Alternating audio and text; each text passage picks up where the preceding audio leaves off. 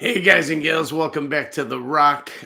I am Chris, your host, and here we are again with another edition of Coffee and Kalashnikovs for November 29th. It's the 29th already? Wow.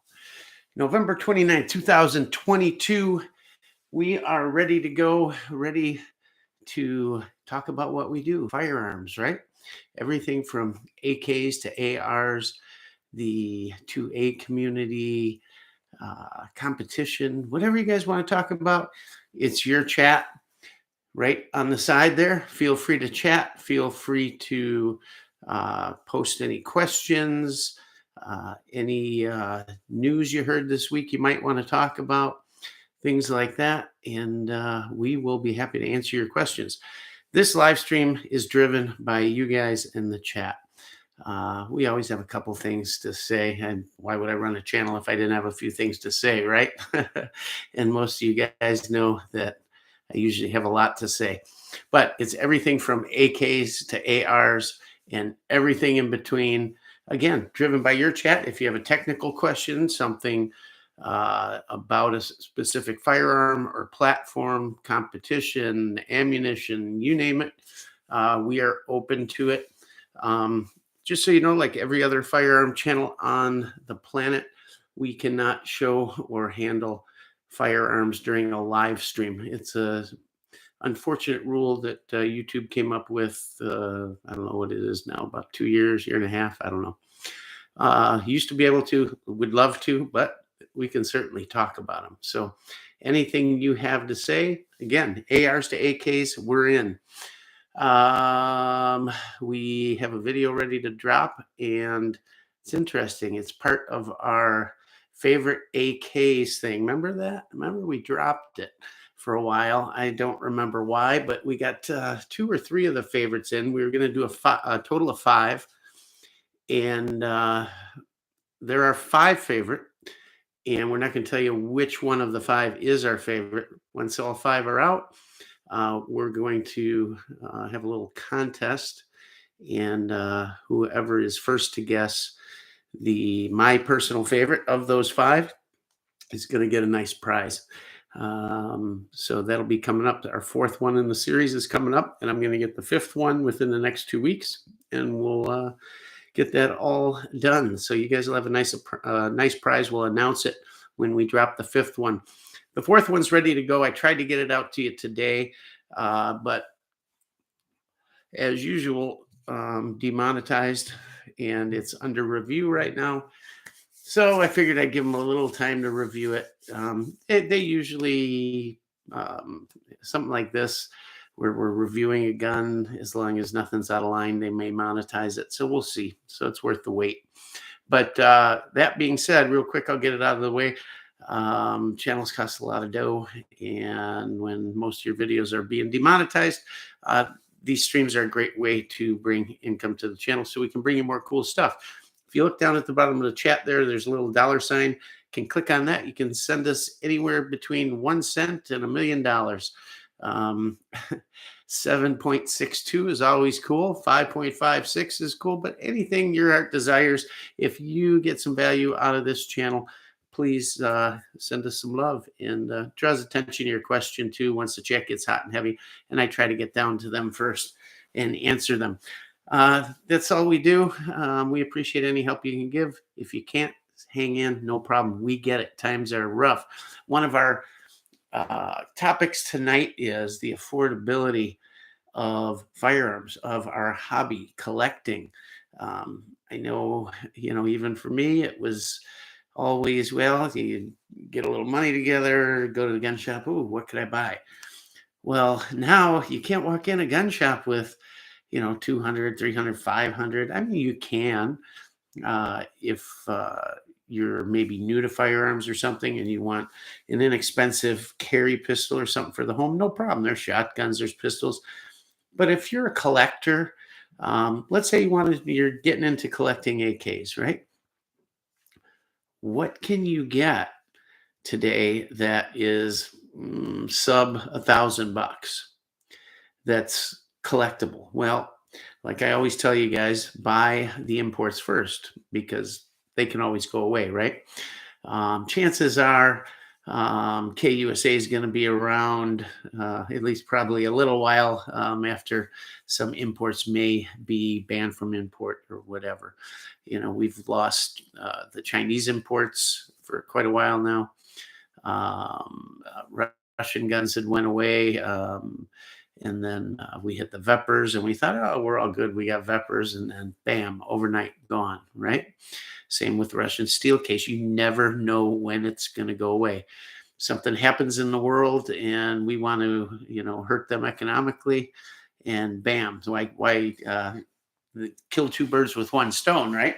Why would you want to, tax or have an embargo on oil or something like that may just actually really hurt them, as opposed to a relatively tiny market of steel case ammunition, right? But that's all driven by that thought of killing two birds with one stone, right? We can have that look to the general public that, hey, we're doing something. We're being tough on them. We can hurt the 2A community and everybody's happy, right? So I always say, buy the imports first. And hopefully, if those went away, you've got some stuff now. But as far as collectability goes, think about it. So a lot of Romanian stuff coming in. Is a Wasser collectible? It's part of a collection, I guess. If you're into AKs, everybody's got a Wasser, right? But are they worth anything down the road? Is that, well, who knows? I mean, I bought my Wasser for $2.99, right? And I've tripled my money, I guess. But is it collectible? Well, if they stop importing them, sure, it's collectible. But, you want a Sega, you want a Vepr. I mean, I paid $1,200 for my Vepr side folder, not all that long ago, a couple years ago, right? And I've seen them on auction sites now, $4,000 to $6,000. That's insane. $1,200 at the time was the top end of AKs. Buying a Vepr side folder at that time, there wasn't much other than Chinese stuff that was bringing more money than that. Yeah, sure. I mean, you got a rare Type 1 or something like that. But as far as stuff that was available on the primary market, meaning the new market, there wasn't much. $1,200. I remember buying it and going, oh man, I had always tried to hold my purchases back then for the AKs at 500 or under, and 500 would buy you a lot of different things. It was crazy. I mean, you could buy Segas under 500 at one point. You could buy just about anything. Yugos, OPEPs, ZPEPs, not ZPEPs, NPEPs, OPEPs, M70AB2s by Century. And yeah, it's not a bad gun. It's one of the only good guns Century ever made. But you buy all this stuff. Well, now you're brand new and you want to get in. So maybe you go buy a Wasser. If you're lucky, maybe you find it for $800-900, but more likely closer to 1,000. Or you say, well, I want to step up a little. I'll buy a ZPAP. And you're still going to be in that same range, right? You want to buy an Arsenal? Who knows what's out there, right? If you want one of their hideously Cerakoted underfolders, which, by the way, is the only rifle I'm missing in my Arsenal collection, and I waited too long, and now, what, $4,000? Even more for one of the custom ones with the paint and the wood. There, by the way, there's the Sam 7 underfolder, which has the straight stock, and then their customer classic, I think they call it, that has the downslope. So those guns with the downslope stock, those are manufactured in Las Vegas. And before everybody gets all jumpy, they are built on Bulgarian receivers. They're made there, they're shipped here, they're put together by Arsenal Las Vegas. They're cool. They harken back to an earlier time, sort of, but and I like them both. In a perfect world, I'd have both, but I got to make a decision, buy one or the other. Probably buy the Sam 7, right? But I don't want a purple one. I don't want a tan one. I don't want all these gray. And it's not like they left some things black or parkerized or whatever. No, the whole damn thing is just sprayed. In my opinion, they're hideous. And they call them special editions, right? Well, that doesn't make them collectible. I don't know. So what are you going to pay for one of those? I may be off on this, but I think if you want like a FDE, I think they're what 2,700. Maybe they're more. I don't know. There's not a ton of them out there, so they're jacking prices on them. I want to say I've seen them even up to $4,000. So what would you buy? Okay, you can go out and buy a Wasser. You can buy a ZPAP. As far as import guns go, you could buy a Polish, but those are going to run you more than that. And that's about it, right? So now you want to start buying some other stuff, which leaves you with Arsenal, and you're going to be paying crazy money. You can't get in it cheap anymore. It's not the working man's game anymore. So what do you do? And we've brushed on this on several of these live streams. And I think the reason I'm talking about it all the time is because I'm like you guys. I'm sitting here going, okay, what next? What do I do? Maybe start buying parts kits and build a cool collection there, because there's a lot of cool parts kits out there, right? Is that the way you go? And then it all depends on your skill level. Are you capable of building a nice rifle yourself? Do you want to have the outlay of the tools needed for that? And, that's a whole nother topic unto itself. A lot of guys say, well, I'll run down to Harbor Freight and get me a 199 press and a spot welder, and I'm good to go. A couple other things. And guys, it's a big investment if you want to do it right. Sure, you can slap one together. You could do a fair job, but you're still going to look at your kit, which aren't cheap, by the way, anymore. It's not like you can cheaply learn anymore. It used to be you could run down to your local gun show, whatever, pick up, I don't know, 5 kits for 250, $300. And a bunch of flats for 10, $15 a piece, run home and start bending and hammering and riveting, right? And learn as you go. Not the case anymore. You're going to screw up a $300, a $500 kit and a $100, $200 receiver. I don't know. It gets expensive real quick on top of the 1,000 or more worth of tools you're going to need.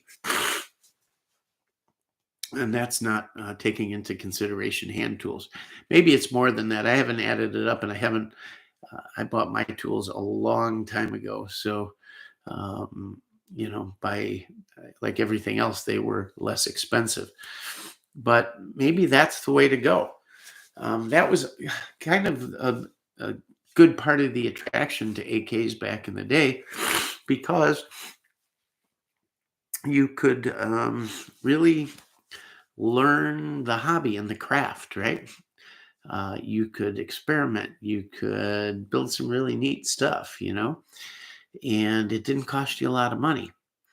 There were ways to finish them that were inexpensive. You can parkerize in your garage for not a lot of money. A few tanks and a little bit of chemical and some fresh water, and you're good to go. If you really wanted to get adventurous, and I wouldn't recommend your garage for it, for sure not your garage, but a shed with some ventilation, you could do hot bluing.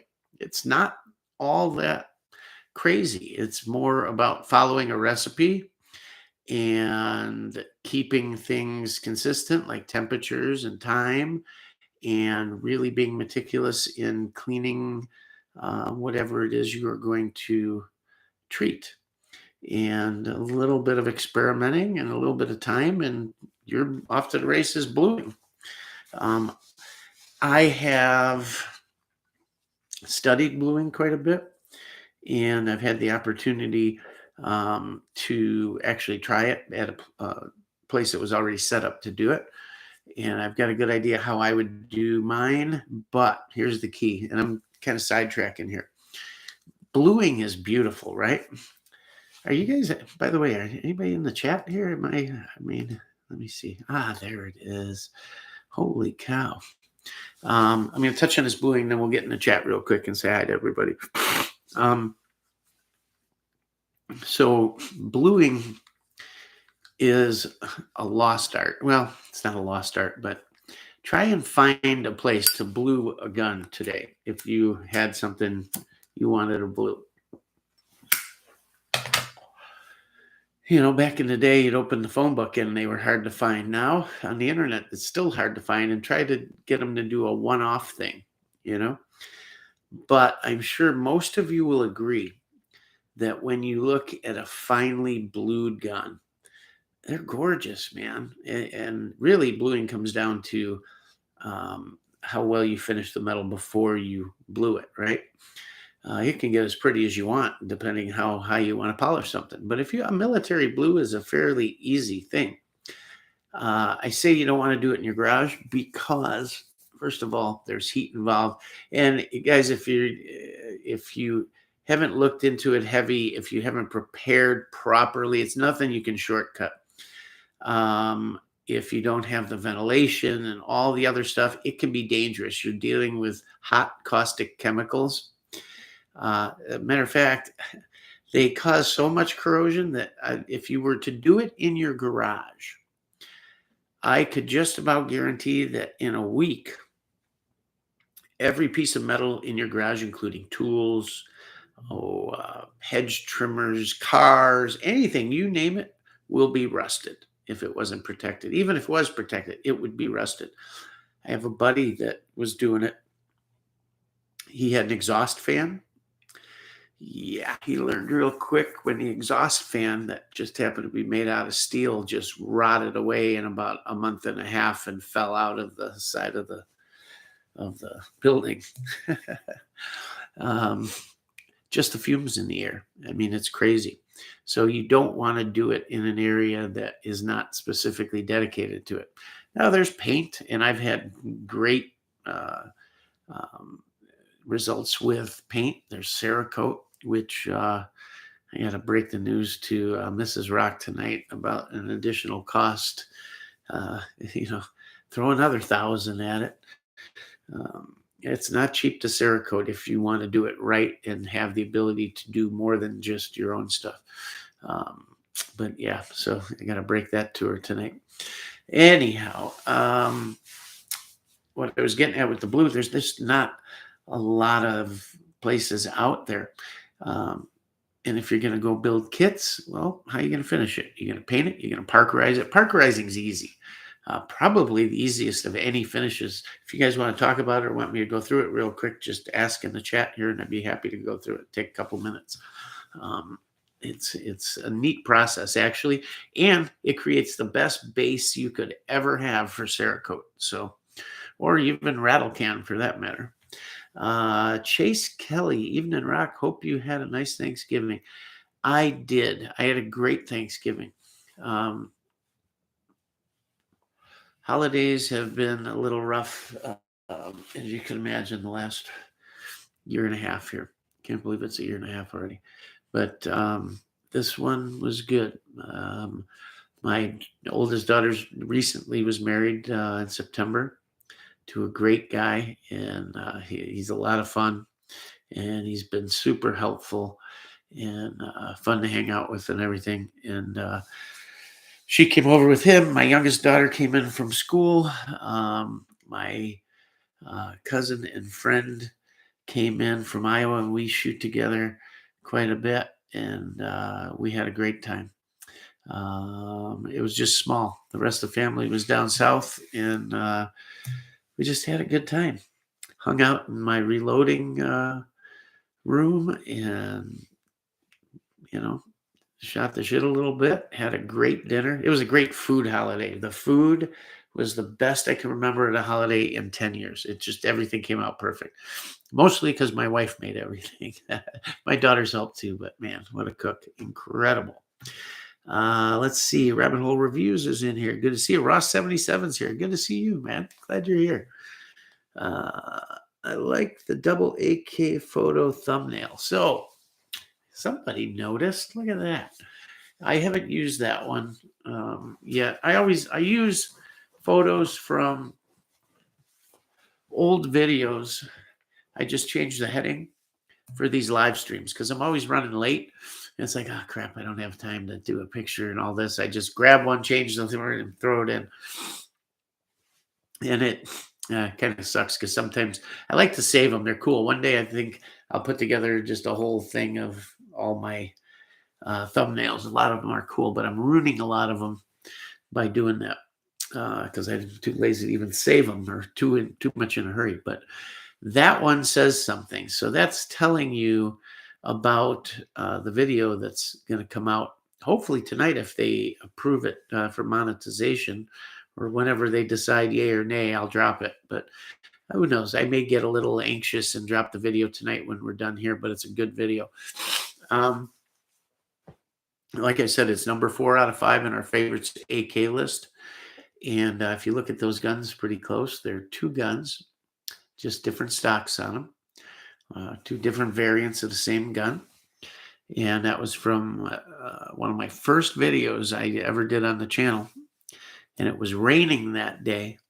And if you know what guns those are, a lot of people would be like, oh my God, he had them out in the rain and the mud. And he's, hey, they may be safe queens now, but they weren't back then, a couple of years ago.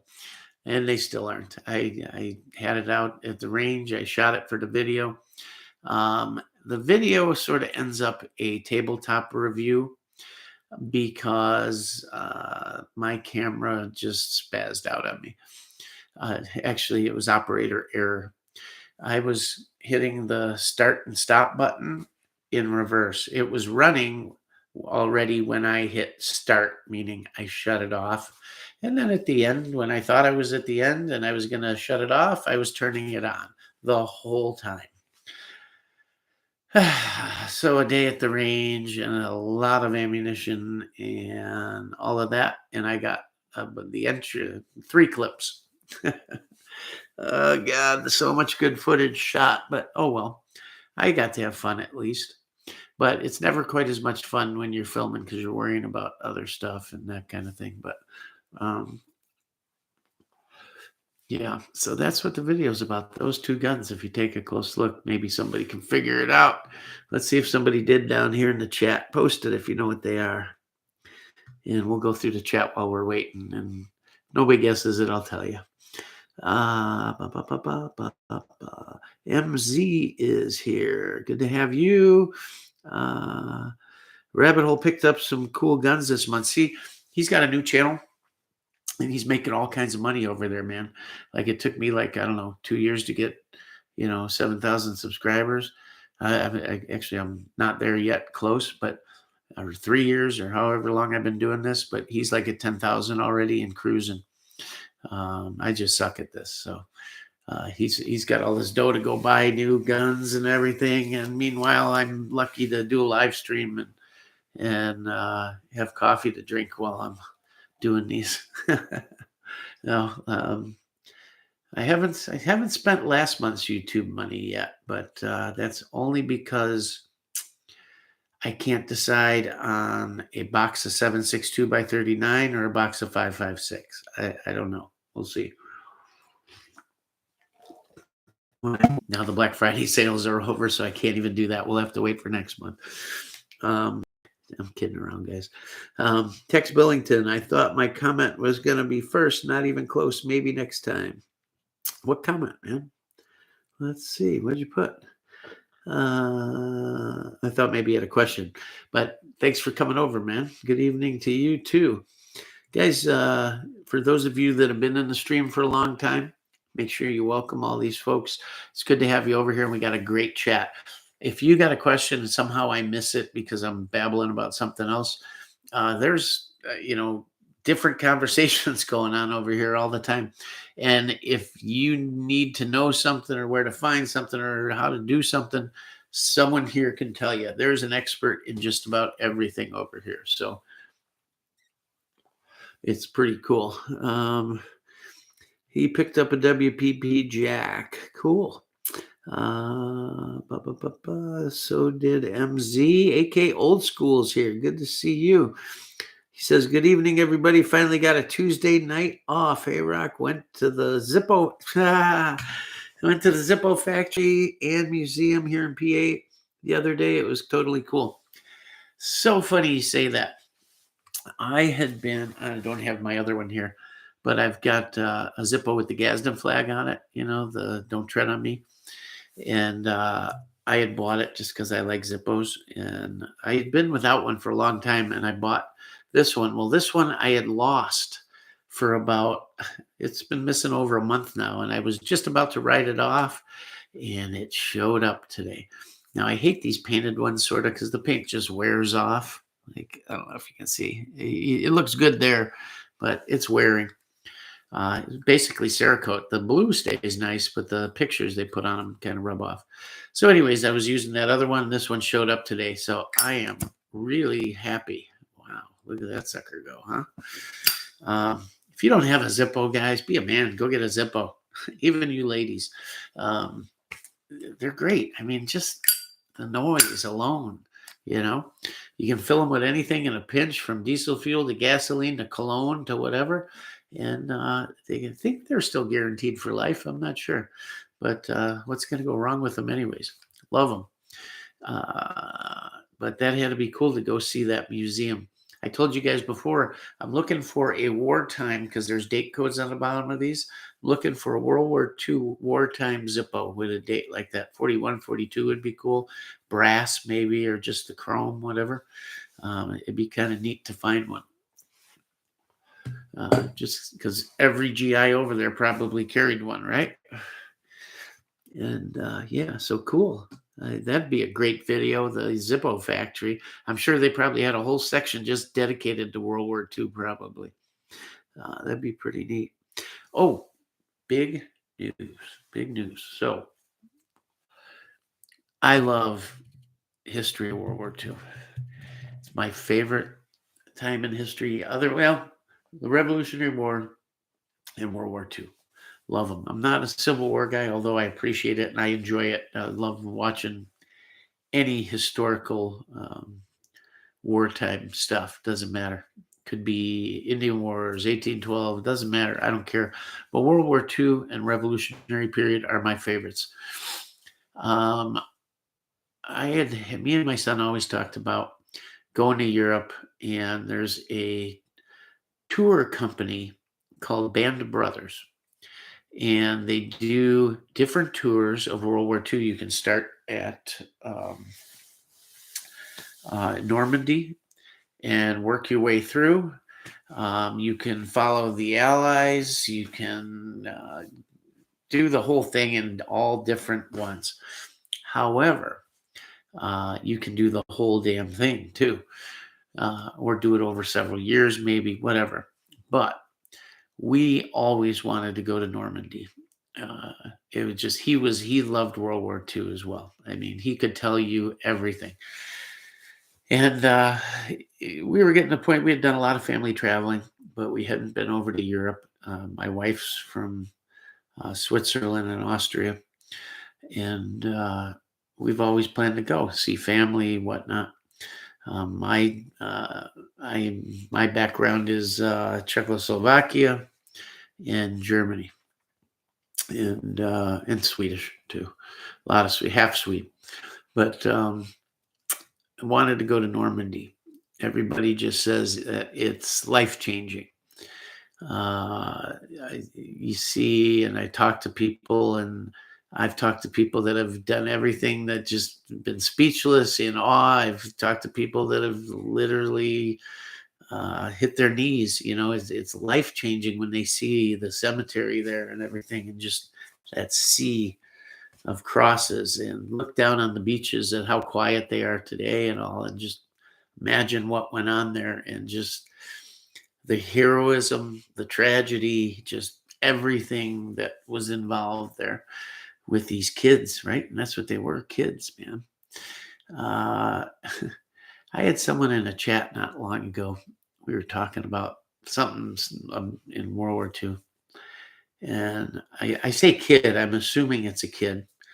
because I said a comment about the greatest generation. This kid had the balls to say, what did they do so great?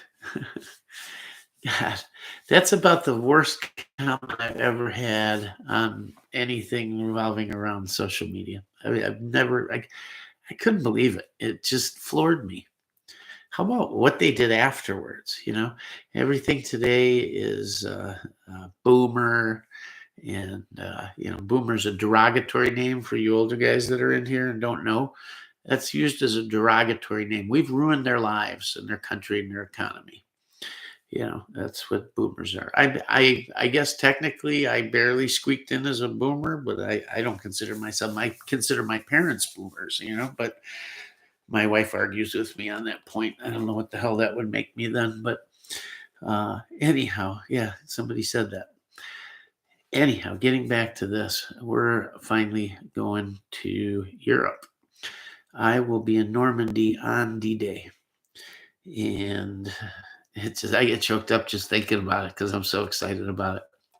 I'm a patriotic guy. I love this country and everything it stands for and what it was founded on, and our Constitution and our Declaration of Independence and our founding fathers and all the effort and sacrifice that has went into making America what it is today. I'm that guy that gets choked up at the game when they play the Star Spangled Banner and the planes fly over. The hair stands up on the back of my neck. And I guess that's not a good thing today. You're a nationalist, or some will even claim, that Hitler was a nationalist and all that. That's such a lie. Well, I guess he was a nationalist, but this is something totally different. It has nothing to do with anything remotely like that. It has to do with being proud of your country and your fellow countrymen and women, and wanting to not waste what they sacrifice so much for. That's all it is.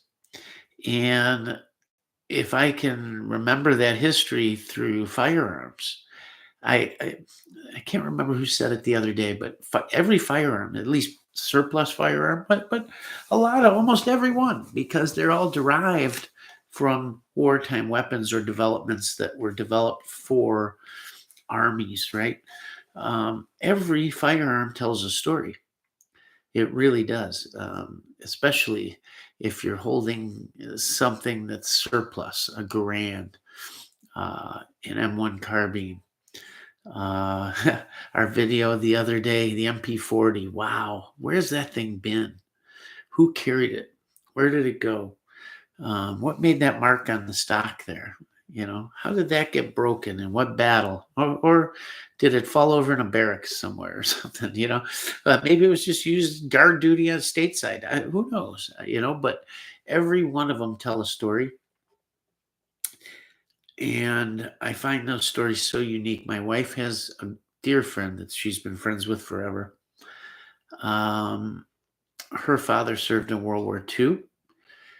And not all that long ago, he made a CD telling the story of his entire service, from signing up to boot camp to getting on that ship to go over to Europe, what went on there, and thank God his trip back.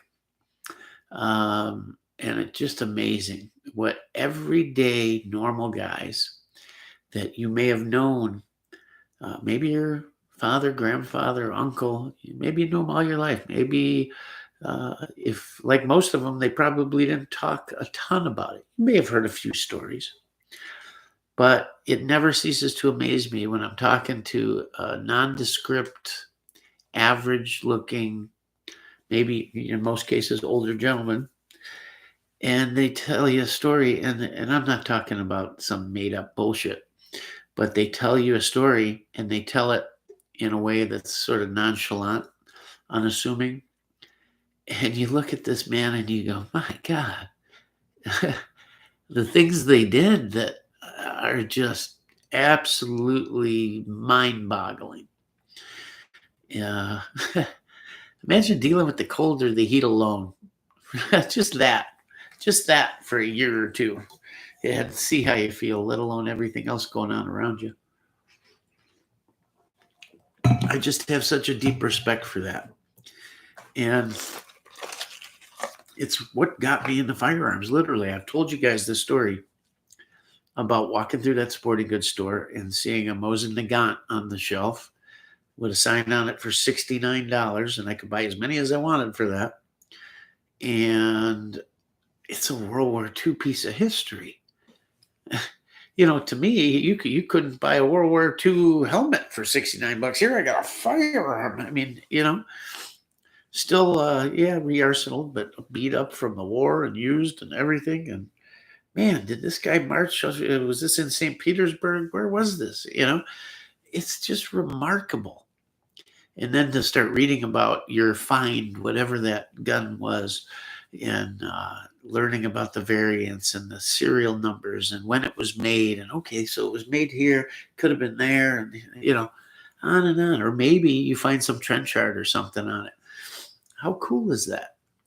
How many guys have you heard stories from that bought cheap ammo pouch somewhere, and in it they found something stuffed in it or in the back that a soldier wrote? It's just, what a great hobby. What a great hobby. And it's such a shame that it's gotten so expensive to collect such cool things. I feel truly sorry for the younger guys that missed out on the last few years because things have just gotten so expensive. But hopefully you're young enough and your wages go up accordingly. Yeah, right, guys. But hopefully they do. For the older guys here, okay, we managed to get some deals. You're never happy. You always wish there was one more or a dozen more or 20 more at the old prices.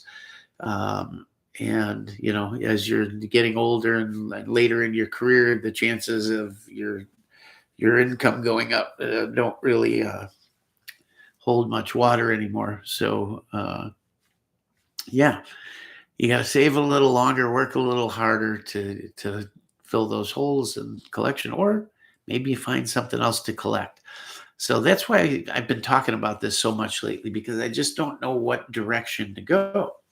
In my mind, I would just, okay, I get it. Prices went up. I'm going to pay more for them. That's that. But, you got another important part of the family to consider, and their opinion might not jive with mine. That being said, there's a lot of stuff that a lot of us have collected over the years that you look at and go, well, I don't even shoot that. It's not even an important gun. And there's a lot of things you could get rid of, and maybe do the quality over quantity thing. You know what I mean? Maybe you got a couple interesting but everyday Rugers laying around, and well, if I sold those off, I could go buy this or whatever. But I'm that type that once I have something, I don't want to get rid of it, period. I bought it for a reason. It's unique. It's interesting. Maybe not all that collectible, but I enjoy it. And I don't want to get rid of it. I want to add to, not switch, so to speak. But, and I enjoy so much of it, from black powder to ARs to AKs to surplus, hunting guns, precision guns, 22s, pistols. I'm not too big a pistol guy. If you look at my videos, my rifle videos probably outnumber the pistols 10-1. But I got a lot of cool pistols too. Maybe we should do some more pistols. I got a ton we could review that I haven't even talked about on the channel. But what are you guys doing as far as collecting? And are you just accepting the prices and buying them? I mean, I see every week in here, guys go, yeah, I bought this, I bought this, I bought that, I bought this, I bought that. Guys, I went from buying 4 or 5 guns a month, and I haven't bought a gun since March. Think about that one. Yep, The Rock ain't bought a gun since March. Now, granted, that was a somewhere between $3,000 and $4,000 gun. But you know, and I've been spending a lot of money on reloading. But there's so many different parts. Again, you can just keep going. So I don't know. I'm just kind of trying to settle into what direction we're going to go here. And I'm thinking parts kit builds is what I want to get back into. I built a ton of them, sold them off, this, that. I just got out of it. I wasn't interested in them. I wanted Arsenal built stuff, and that was that. I may have a couple left, but I don't know. I just noticed there's a lot of cool parts kits out there right now. A lot of cool stuff. Uh, did you guys hear about the parts kits? Who was selling them? It might have been Atlantic, I think, actually. Atlantic was selling, what did they call them? Asian contract. And right away, everybody's claiming that they're North Korean. Anybody look at those or read about them or see any of them? I've seen bits and pieces, and yeah, there's some North Korean parts in there, but man, these guns are rough. And by contract, yeah, they were made for some other country. Maybe it was African or somewhere else in Asia. And they were built and then shipped over, sold to them. And looks like they were ridden hard, put away wet, and mixed parts from other countries, Chinese, North Korea, other stuff thrown in there, maybe through repairs. Who knows? They're not saying exactly where they came from, but obviously they had to be in a country that was cool for importation laws. I don't think North Korea is going to, well, first of all, nothing's going to come directly out of there. But, like Chinese guns, they have to have been out of China for, 20 years or something in order for them to be imported. Like those SKSs that came in not too long ago. Those were in through not Century, but the hell's the other company? Anyhow, they were out of the country for 20 years and they could prove it, and so they could bring them in. But those guns were beat to hell too. So, but there's some other interesting stuff out there. A lot of cool stuff. Arms of America and a bunch of places have some really cool stuff. Not just AK kits either. There's some other interesting stuff that I may just have to advance my repertoire, let's say, my skills, and dive into a few other things. And a couple of them are sheet metal related, just in a different way. Need some different tooling and whatnot, but not all that hard. We can get it done. So I'm thinking that. I don't know. I don't know. It's just, if you want to buy, let's say, 2 rifles a month at an average of 1,500, you got an extra $3,000 laying around every month. Gets a little tough, right? Now, if you're single, it's one thing, but I don't know. It's just a different mindset. Not that I can't do it. It's a different mindset of, do I want to be laying out that kind of money? Now, that being said, the money I've invested over the last 10 years, if I took a total of it, I guarantee you my money put into firearms is the value is now 6 times higher than what I put in, that's crazy. Even ammo. I mean, I've at least 4 times my money on ammo. That's as good as cash. I mean, you can liquidate all of it tomorrow, So, hey, it was a good investment. It's better than I've done in 401ks and stock market and everything else. Better than real estate, better than everything. I mean, incredible. I always told her, I said, maybe we should be putting this, what we're putting over here in this. Oh, yeah, right. You'll never get rid of it. Yeah, she's right. I said, yeah, but chances are I'll kick first and look what you're going to have. But then she'd sell it for what I told her I bought it for, and oh boy, big loss, right? Anyhow, let's see what we got here. Da, da, da. Picked up a WPP Jack. MZ did too. His is in 556. Um, I told you guys AK Old School made it in. He went and saw the Zippo thing. That's cool, man. We just did paperwork today, but I'm in California, so I have a 10-day wait for pickup. Oh, man. That's what's cool about Wisconsin, man. Walk in, cha-ching, walk out. You love this state. Love it, love it, love it.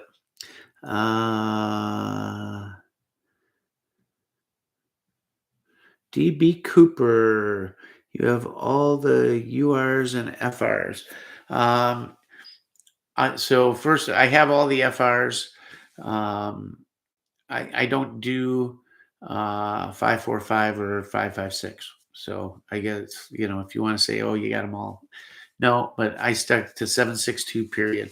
There was enough there for me that when I thought about 545 guns and they didn't intrigue me at all, that I was big into stockpiling ammunition and magazines for what I had.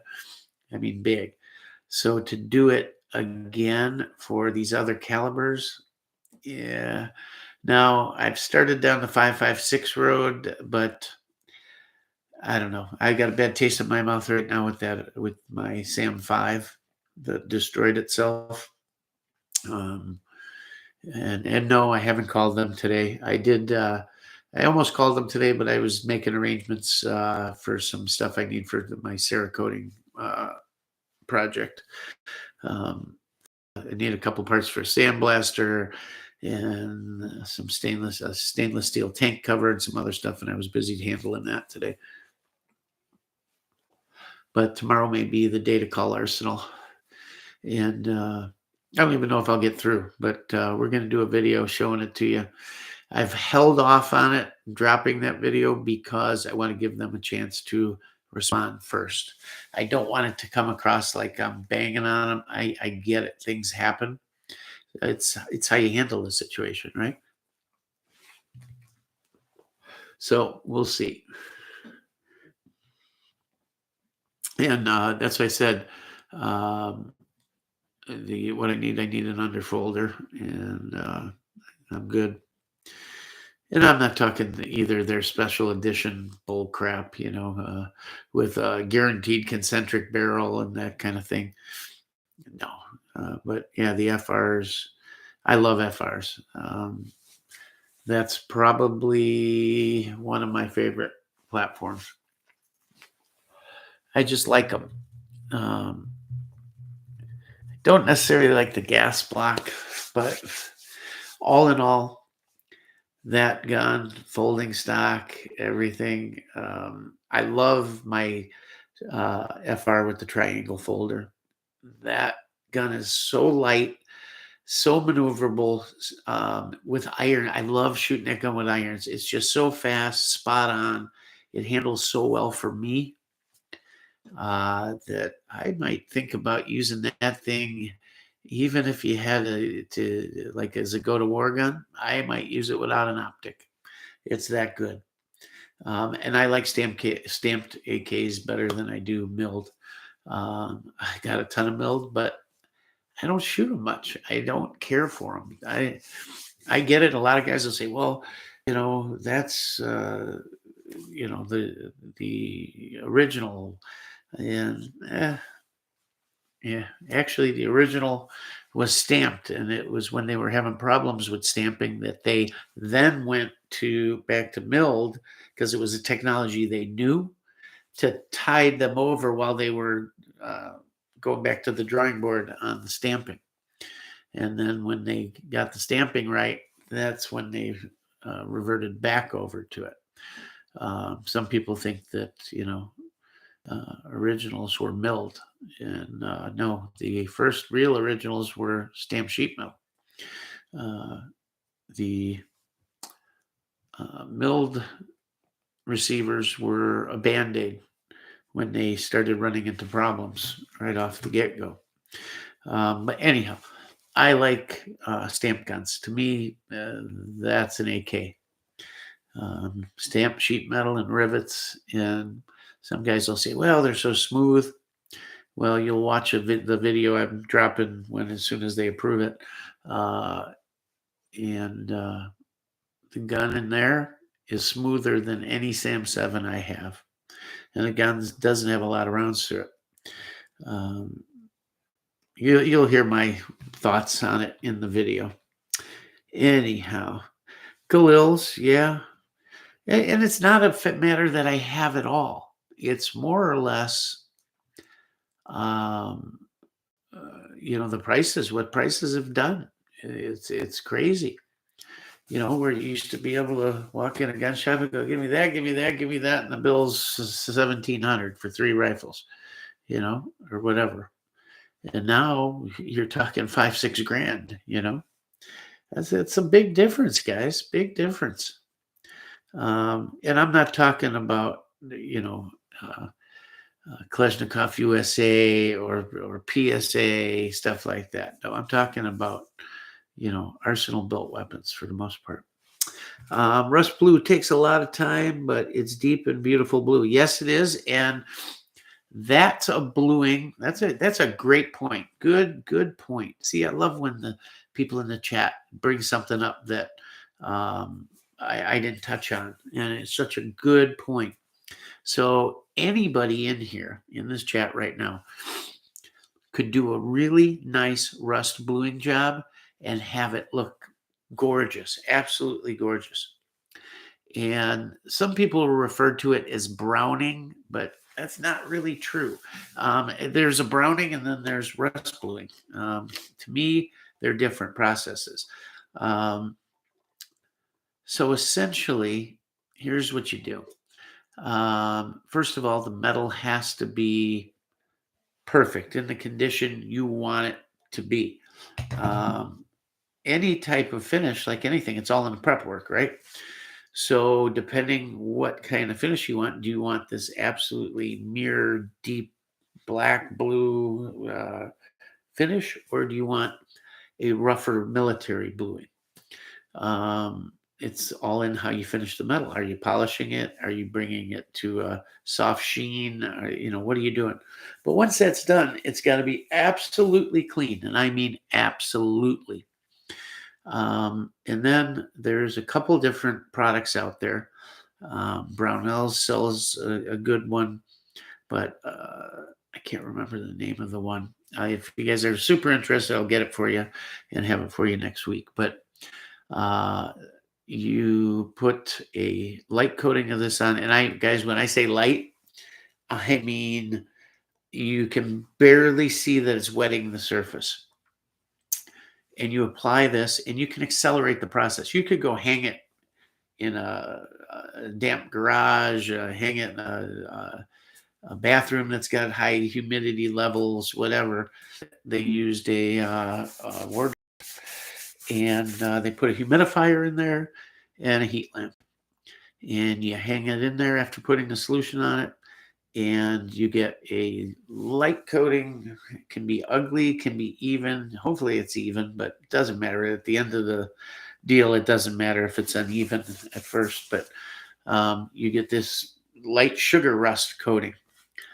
Take it out, hit it with a carding wheel, or if you don't have access to like a long shank buffer or something, you can just get a carding brush and do it. Essentially, it looks like a wire wheel, but it's not. It's much finer wire. You can brush your hand in the spinning wheel and it won't, take half your hand off. But it buffs off the rust coating and leaves the bluing behind. Bluing is a type of rust, guys. There's red oxide, which is the rust we all hate and love and know. So the type that you open a gun case and go, oh no, or you look at your car and there's a big hole in there. That's red oxide. Bluing is nothing more than black oxide. It's a type of rust. It's a controlled rust. And so that first coating will come out. You'll card it, and there'll be some stage of bluing there. And then you just do it again and again and again and again until you get the depth, the darkness, the color that you want. It's that simple. But like anything, the most important part of bluing is the prep of the metal. You leave anything on there, and it's not going to take the bluing. It'll ruin the finish. Um, and once you're done, once you got it to that color, you want to set the color. Not all guys believe in this, but I've done it in at least 3 or 4 times. And the first one I didn't do it to, and the rest I did, and it set it. You want to, once it's done, you want to put it in an oil bath and leave it in there. There's a guy on YouTube that said use used motor oil from changing your oil, and it sets it better. And this guy's a master gunsmith, and it works. And it was funny that he said that because I accidentally fell into that. I was actually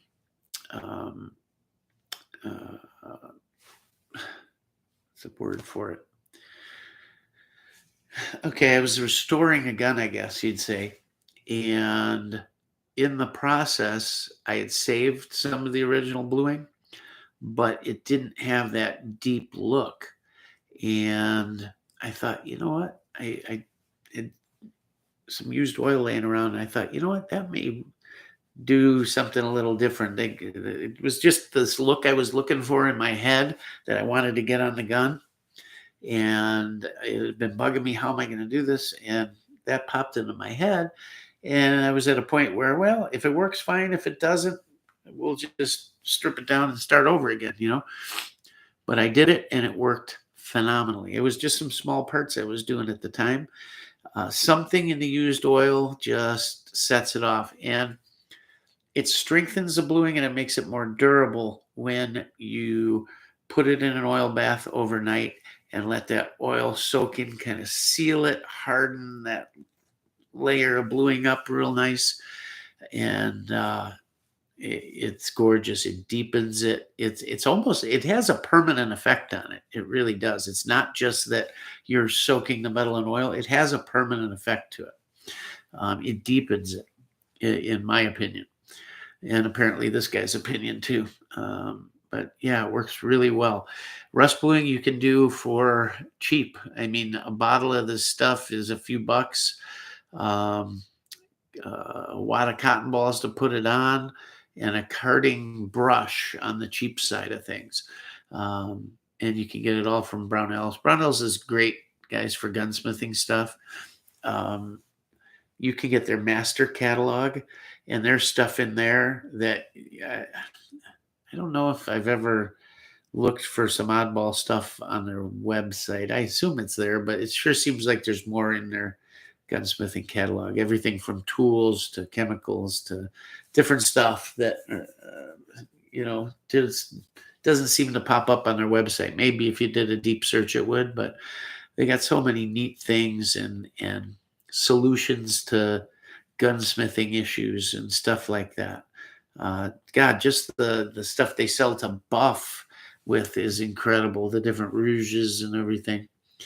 And I enjoy all that stuff. I love finishing firearms. I really do. I love restoring stuff. It's cool. I don't care if it's a 10-year-old 22 or 100-year-old whatever. I enjoy it all. I just like seeing something that was not at its best becoming near perfect, or as good as you can get it, or depending on it, maybe you don't want to get it that crazy. But yeah, it's just fun. It's fun. Anyhow, that's a great point. Thank you for bringing up the rust bluing, because it's easy. Anybody can do it. Go over to, you want to see a great demonstration of it, go over to the Anvil channel, ANVIL. Mark is the gunsmith's name, and the guy's incredible. And he's got a video on how to do it. And yeah, follow those directions, and it's almost a no-brainer. You don't get worried on the first coat or two when it's uneven, and you think, "Oh my god, I ruined this thing." Just keep going. It evens out as it gets darker, so uh, don't worry about it. Let's see who else came in here. Wow, you guys are chatting away and I'm yapping away. Hope you guys are enjoying it. You can always tell me to shut up. Uh, who else jumped in here? Okay, we're back there. Um, a bargain parts kit is all of 500, 600 anymore. Disgusting. I know, right? That's what I'm saying.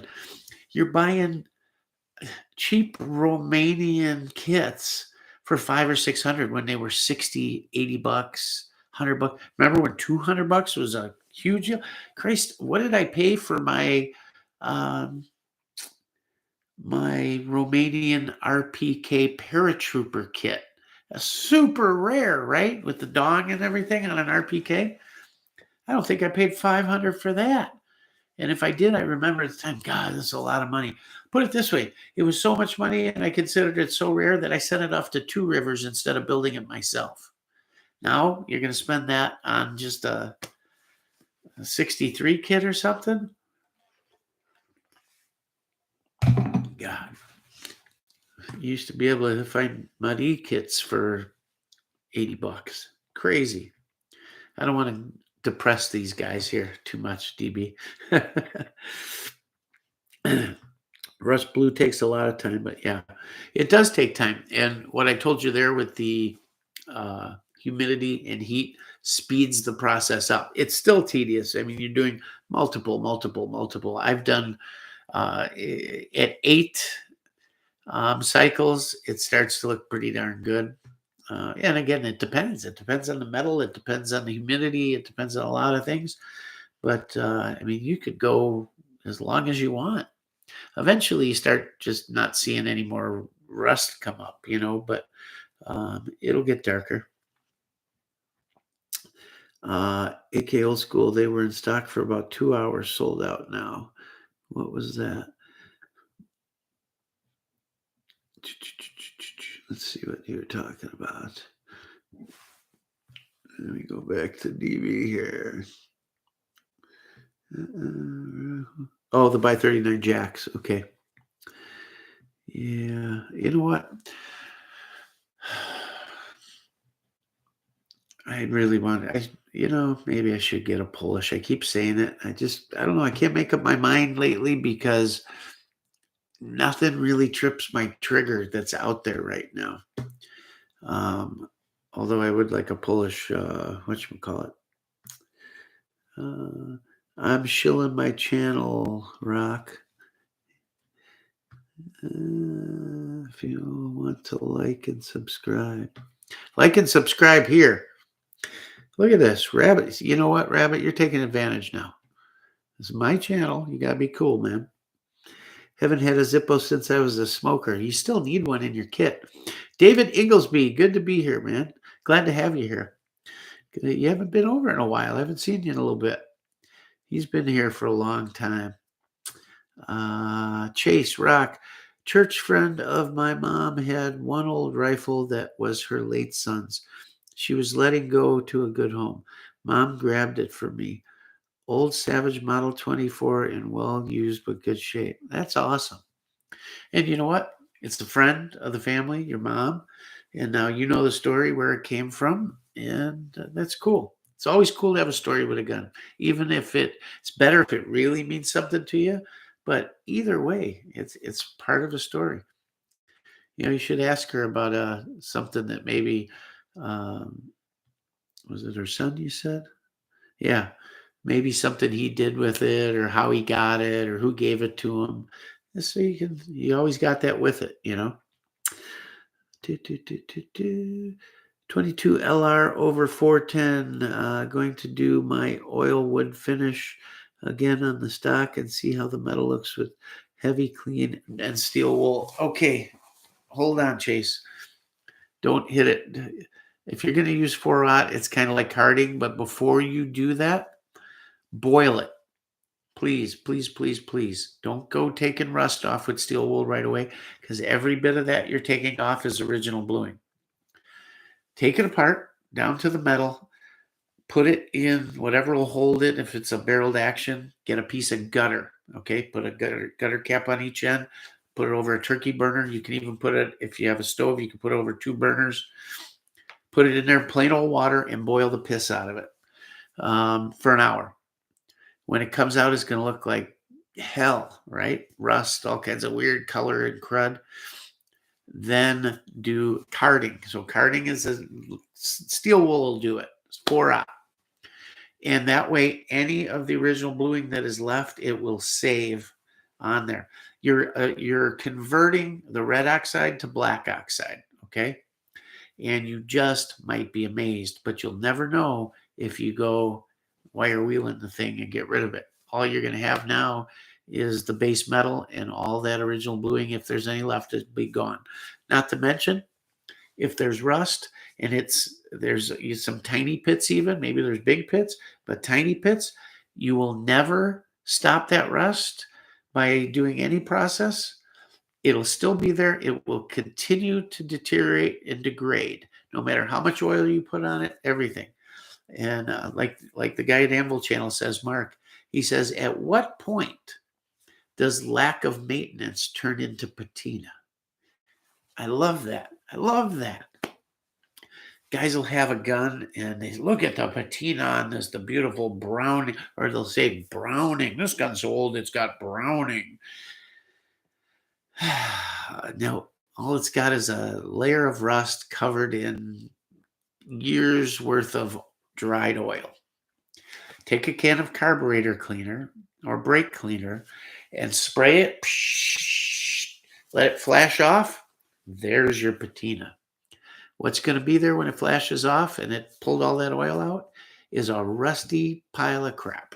That's what's going to be there. And you're going to go, oh no, my patina's gone. No, your caked up oil is gone. Your rust is still there. And you can't stop it in the pitting. So when you boil it, the water goes in, it converts it from red oxide to black oxide. You've stopped it. It can't rust anymore. You've converted it to black oxide. You've hopefully saved some of the finish. And now you can make a decision, at least, which way to go. Is it good enough? Well, so you might be done and go, oh my God, look, it's all there. It's perfect. I'm amazed sometimes at what comes out afterwards. Or you may say, there's hardly any finish left here. I'm going to strip it down and I'm going to reblue it because it didn't belong to some famous, it wasn't Teddy Roosevelt's 41022. So we're just going to strip it down and make it nice and refinish it.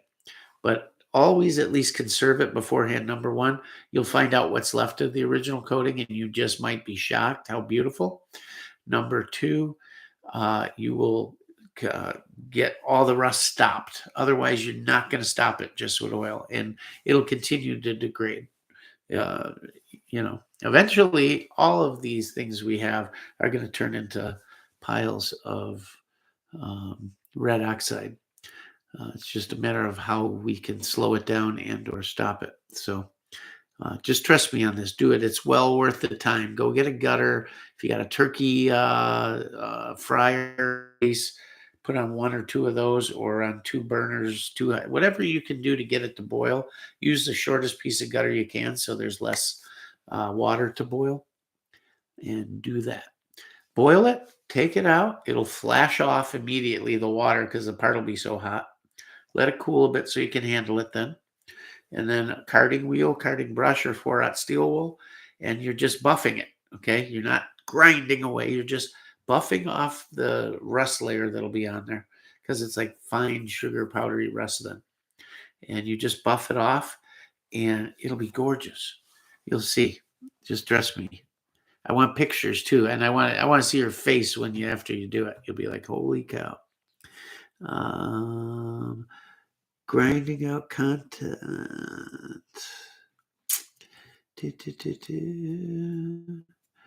Let's see. David Inglesby. I've only picked up 3 pews this year. Have been trying to stock up ammo since availability of prices have gone down.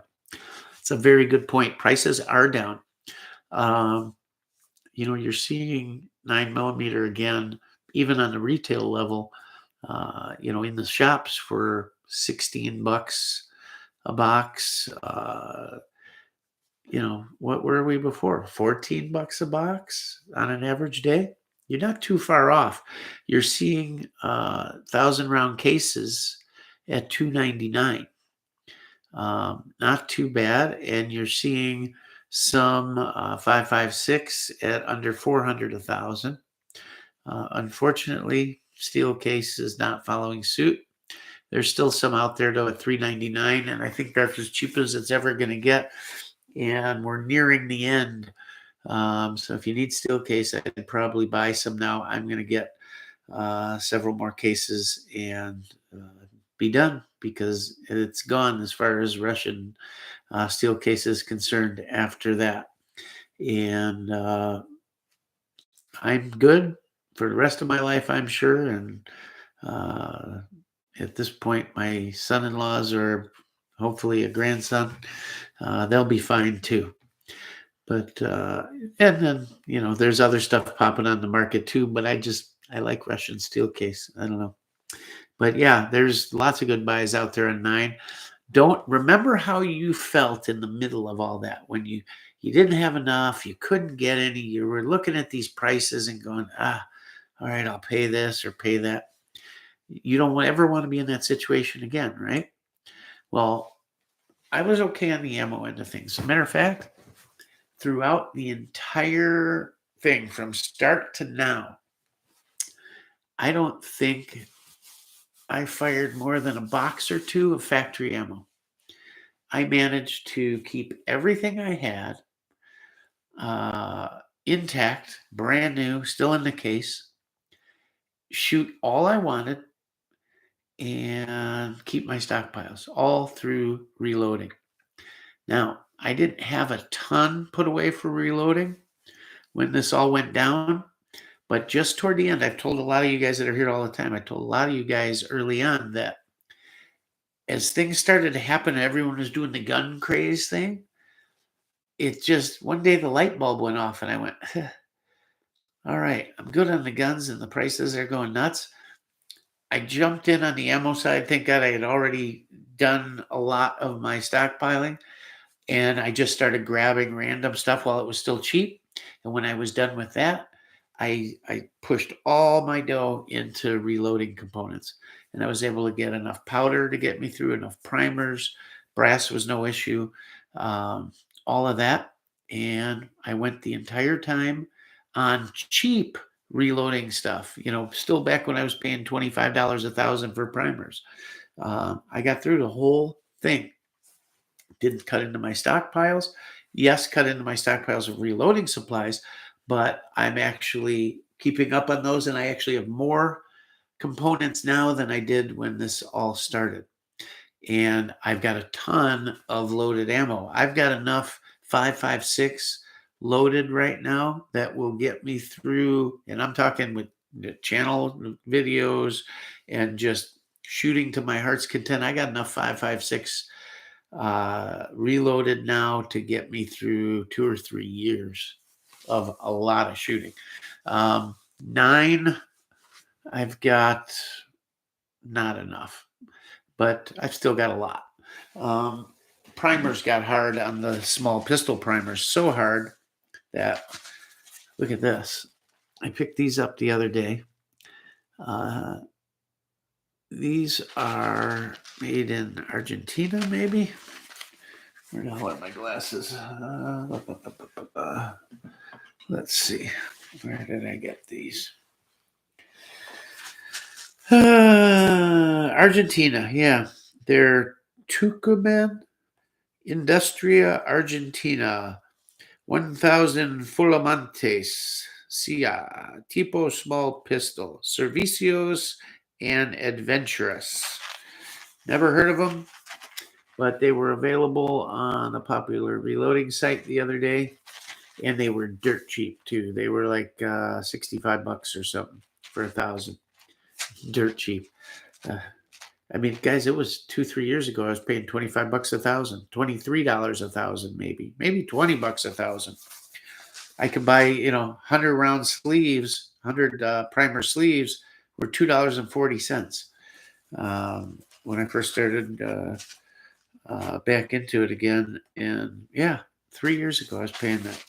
Anyhow, guys, I looked online. Guys said, yeah, they've had no problem with them. And so we got these. I've probably got, oh, at least 1,000 uh, pieces of primed and sized brass ready to go, plus these. So another 2,000 plus what I've already loaded. And things seem to be coming back. Powder is not an issue anymore. There's some that, preferential stuff that I like to use that maybe I have a little bit of a hard time getting, but for 308, 5.56, all the rifle cartridges I shoot, including 7.62 by 39. I've got all the powder I need. I've got all the small rifle primers I need, all the small pistol primers. Probably use more, but now I'm having a hard time finding large rifle and large pistol, and I need both of those. The other thing I'm having a real hard time finding is red dot shotgun powder. Can't find it, haven't seen it in a year or more. Um, there is none. I don't know what to, and the thing is my progressive reloading machines are all set up for red dot. So I don't want to go changing everything over on my Posness. And yeah, I wish I could just find some red dot and go to town, because I've got tons of, I've got powder, shot, all of that, and I could catch up there. But yeah, large. So my hunt right now is large rifle, large pistol, and get all that stuff loaded up, and I'm good. I'm really good. And I've got a ton of factory stuff that I didn't touch in 308. I've got every caliber, so I'm happy there. But I don't ever want to feel that way again. So a lot of my what I'm searching for is going to be making sure I have plenty of reloading components. Brass is never a problem. I get all my brass for free, so I'll buy new brass for certain stuff I'm doing. But I pick up brass every time I'm at the range. A good portion of my range day is spent hunting brass. It's funny, once you start doing it, it's almost like you see dollar bills laying on the ground, and you can't, it's almost an obsession. You can't leave it lay there. So I don't know, but it's always good. I would urge all of you who aren't into it to get into reloading, and don't do it to save money, because used to be, before the big increase here, that you could save some money, you weren't saving money because 9 was so cheap. 7.62 by 39, of course, was dirt cheap. But if you're scrounging brass, you can still save money, or at least break even. And if I break even, or even if it costs me a little, I'm okay with it. Number one, nobody knows how much I bought or how much I have, because you're making it, right? I guess they could track bullets, primers, some, I don't know, but nobody knows how much you got, how much you made. I enjoy doing it. It's better than factory ammo. It's more accurate, more consistent. It's my hobby. I like it. And it's another way to plan for shortages. And when shortages happen, I guarantee you reloading's cheaper than paying ridiculous prices. So it's just another way to back up. What do they say? 2 is none and 3 is 1, right? Have another way to go, and it helps. Picked up 10,000 by 39 this year. Good.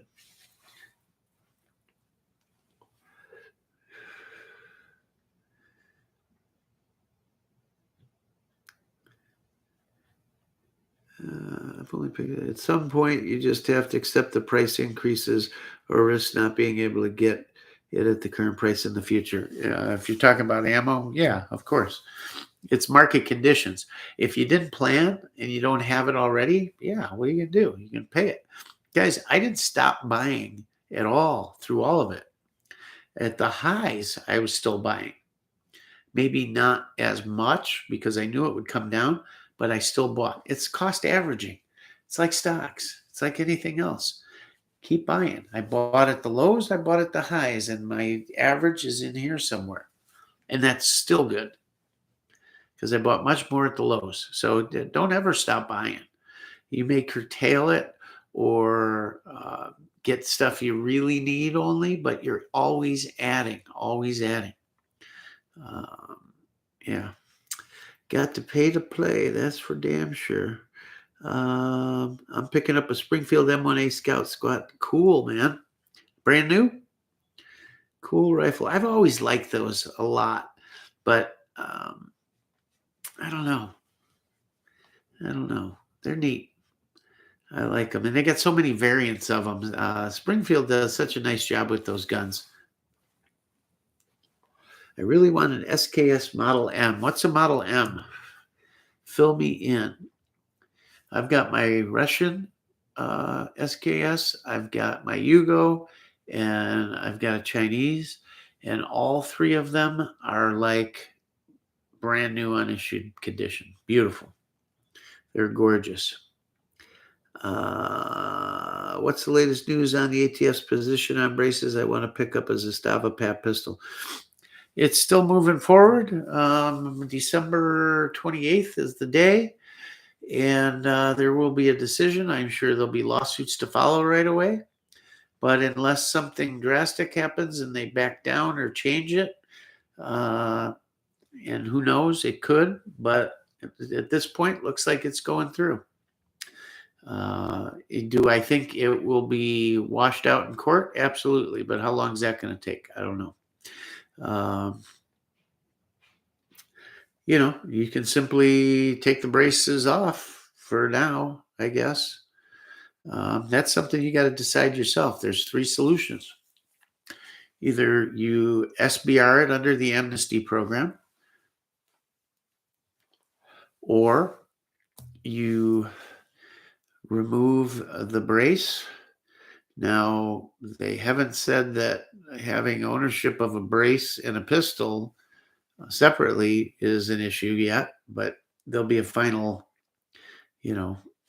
whatever opinion. I'm not going to say law because ATF can't make law. And they're slowly finding that out. Or three, turn it into them to destroy it. You can always do that. It's a good option, huh? Why not? Or you could say, I will not comply and keep them all like you got them. And if you're like most people that are probably on this channel, you're a 10-time over felon. I don't know. It's up to you. At some point, everybody's got their line in the sand, right? I don't know what I'm going to do. I haven't decided yet. I enjoy shooting mine way too much. I may just keep shooting them. I don't know. I may SBR them. I may put them back to their normal condition until this washes out in court, and it will. It will. It's going to go away. I told you. I truly believe in my heart that the NFA is going away. I think it is. I don't think that it can stand with what's going on. It'll be a fight. They're putting up a fight, but there's just nothing to fight. Yeah, they have nothing to fight with. I almost bought a Zastava Pap, I don't know, back in early part of the year. And it was there, and I looked at it, and it was, the fit and finish was horrible. I said, is this the only one you got? You got another one? I said, look at this, look at this, look at this. It's like, oh, you're right. Let me see. Goes back, brings out two more. Look through, they were all the same. I said, nah, pass. That's when I bought the Galil that day instead. They just look like garbage. They really did. They looked terrible. like they were spitting them out, like just terrible. Top covers, different stuff about it. Just yeah, if I remember right, there was something too, like maybe the grip was angled a little bit on all of them. They just looked horrible. And I love Yugos. I love Zastava, guys. I love it. I'm not pounding on them. I wouldn't own it. It would bug me in my collection. I was going to wait till, I figured, well, pandemic, they're pounding stuff out, all of that. Maybe it's just, temporary issue. And I'm sure it is because I've seen others that are great, but these things look like crap. Check it over real well before you buy it. Kavar is awesome. I love Kavar. I deal with them quite a bit. I really enjoy the guys over there. Supposedly end of December. Yeah.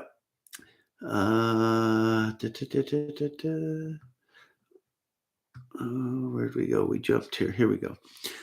There's a new wasser out now. It's under 800. Nothing looks good except they cheapened out on the barrel. It's 4140. Is that the paratrooper or the is it like an M10 or something like that? I saw that. Yeah, sometimes you got to be careful too. Sometimes Century will build guns. They're not Cougar guns, and they advertise them as a Romanian Wasser or something like that, and they're not. Just like they did with the what was that? The 9mm. One was built by Cougar and one was built by Century, and you don't want the Century gun. So CGR Wasser, I haven't seen that one. I'll have to take a look.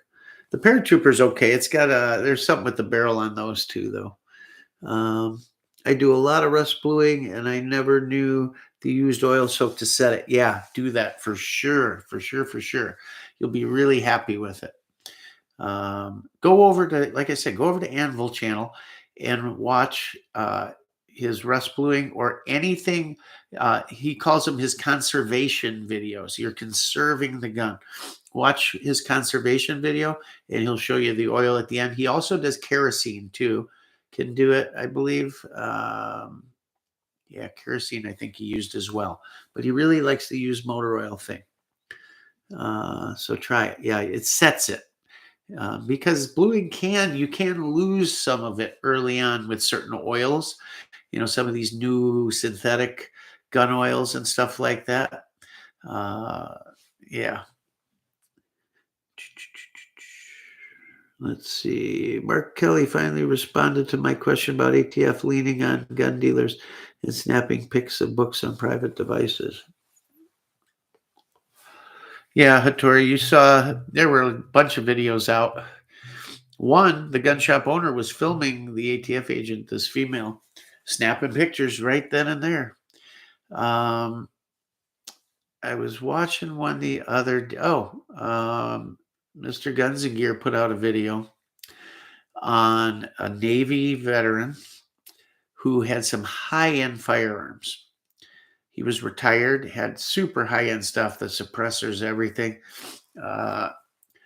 Supposedly, he went to, I guess they had gun parts, but it sounded like some weird store that sold furniture and all kinds of stuff.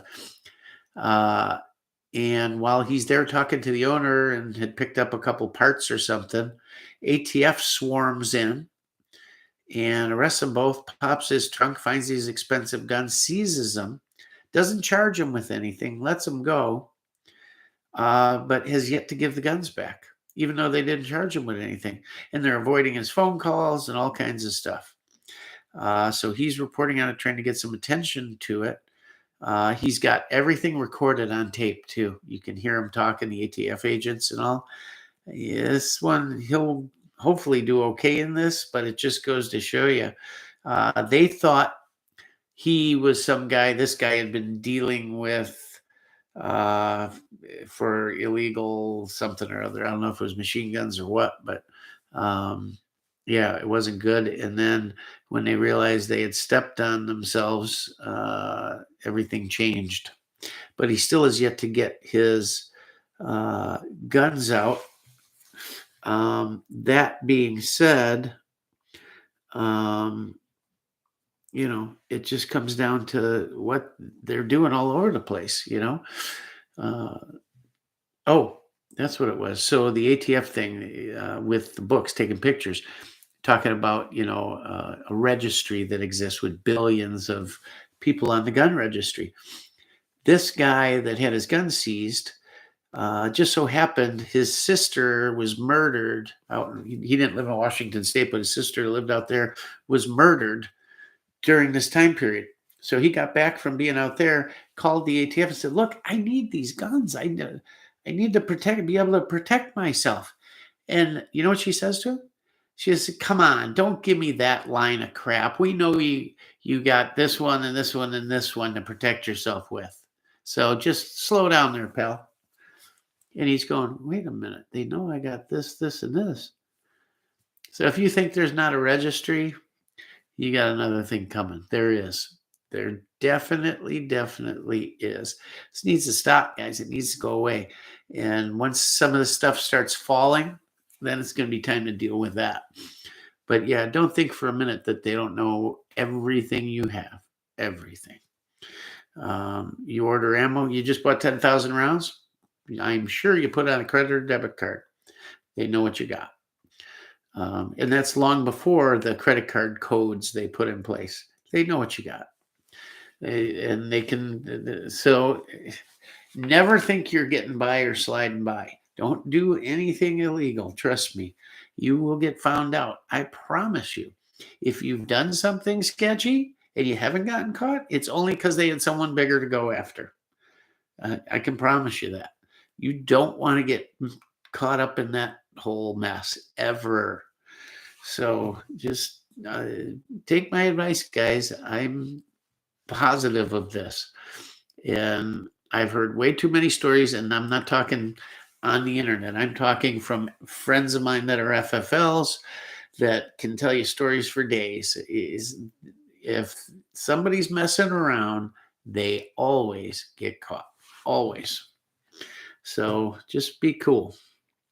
But yeah. They were snapping pictures, that's for sure. Took weeks for a form letter about how he supports 2A with lots of butts. Took weeks for a form letter. Who was that? I must have missed part of it. I just got a buck deer near La Crosse. Cool. Good for you, man. I've had some, so we've got a couple monsters roaming around here, and next year I got a solid plan in place, and I'm going to get them during archery season next year. I can't wait. Chase, plug both ends of the barrel before you boil it. Yeah, you could. I don't know if you need to, though. I don't think you need to. Matter of fact, I don't know if he should. I'm trying to think. He doesn't plug them. I don't think he plugs them. The boiling won't do anything to the inside of the barrel. I'm trying to think. If you didn't, if it's, I don't know if it matters if it's the inside's got some rust or not. I'm assuming it doesn't. But boiling, it's not going to do anything. It may change. No, it won't. It will. If it's rusted on the inside, you got to stop the corrosion either way. So I would boil it without plugging it. What's your argument, DB, on plugging it?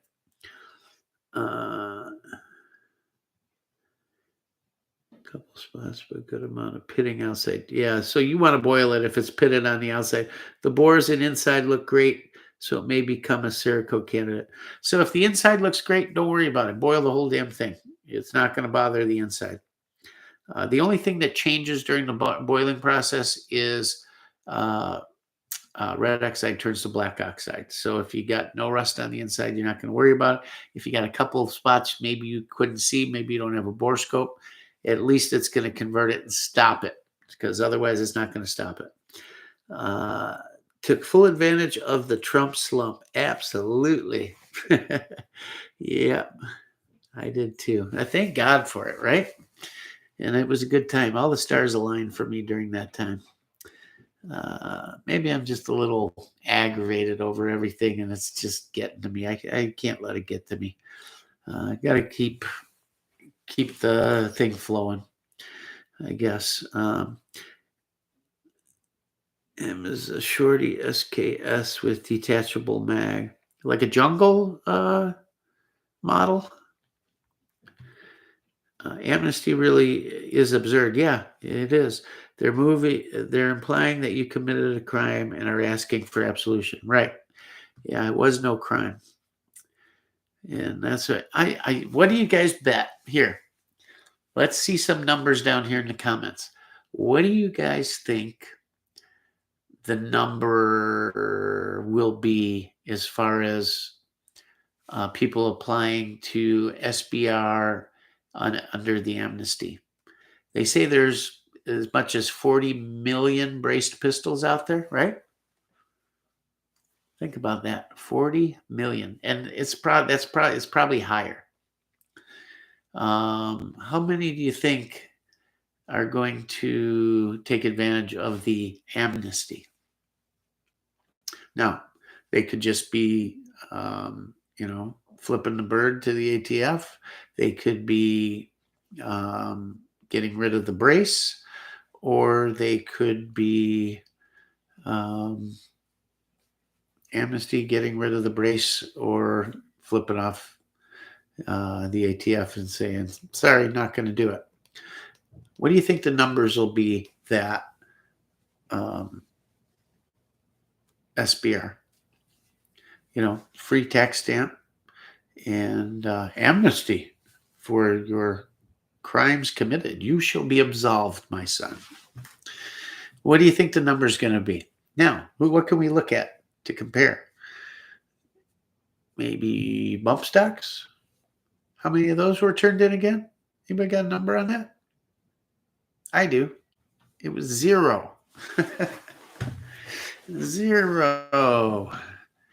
So what do you think on this? Now, some people, maybe older generation, who remember previous amnesty, there were a lot of guys, talked about this a week or two ago, there were a lot of guys that, had really nice stuff that kick themselves to this day for not taking advantage of the amnesty. But that was, the thought process from a lot of people back then that somehow it's a trap, But those were, at that point, I guess, crimes, right? Those were illegal, and those were guns that came out of the closet or the attic or grandpa brought home from the big one, that kind of thing. Where this is, nobody's committed a crime, but yet we're calling it the same thing. But how many do you think will apply for the SBR and the amnesty? Just like some guesses. What do you guys think? It'll be interesting, that's for sure. They'll conveniently omit certain facts, and they do a video on a new product. Anvil, Mark Novak, yes. That's the guy that is always burping. Mark? No. I don't think I've ever seen him burp. I don't know. I see a lot of guys do it where they go, just kind of not burping, but I don't know. Mark is just a fabulous gunsmith. I could watch him for hours on a lathe. I mean, incredible. Just the stuff he does and the weapons he gets to work on. Oh, man. If you guys aren't into it, it'd probably bore the hell out of you, but it sure is cool to watch. Walmart still sells firearms. Yes, some do. Stop selling. Actually, no, you're right. I think they did here.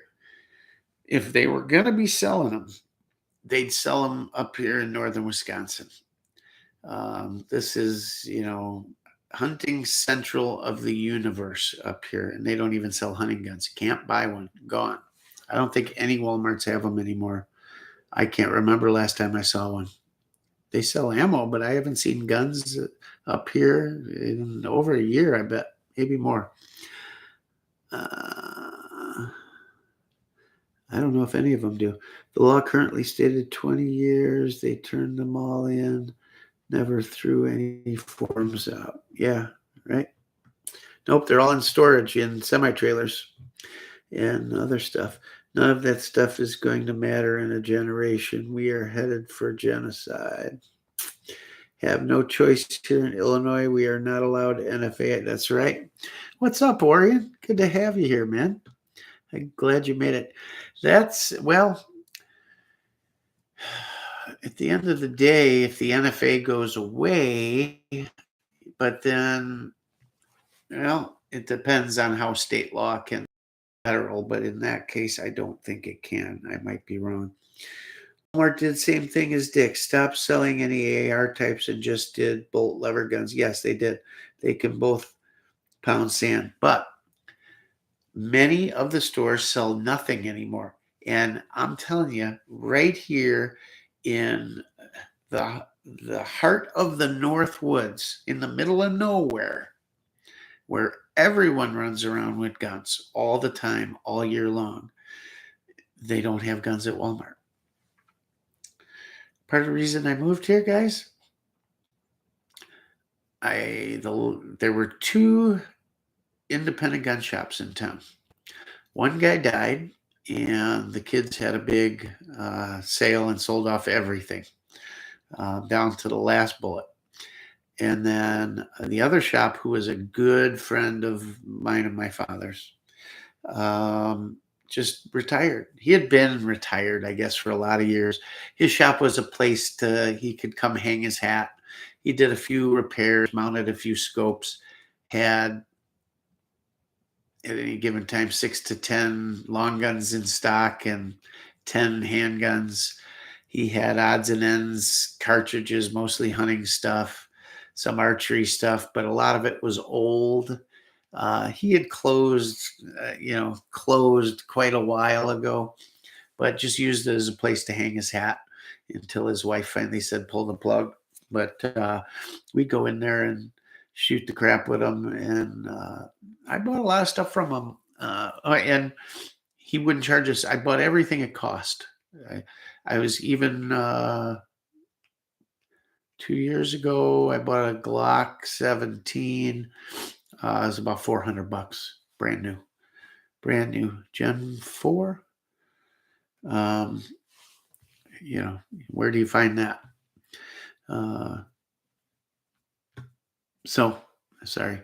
Point to it was there's no gun shop. Both of those closed. I don't have a gun shop within a 50-mile radius. Hence, that's why we did what we did. It's a good place to open a shop. There's no competition. Walmart doesn't sell anything. There's no big box store.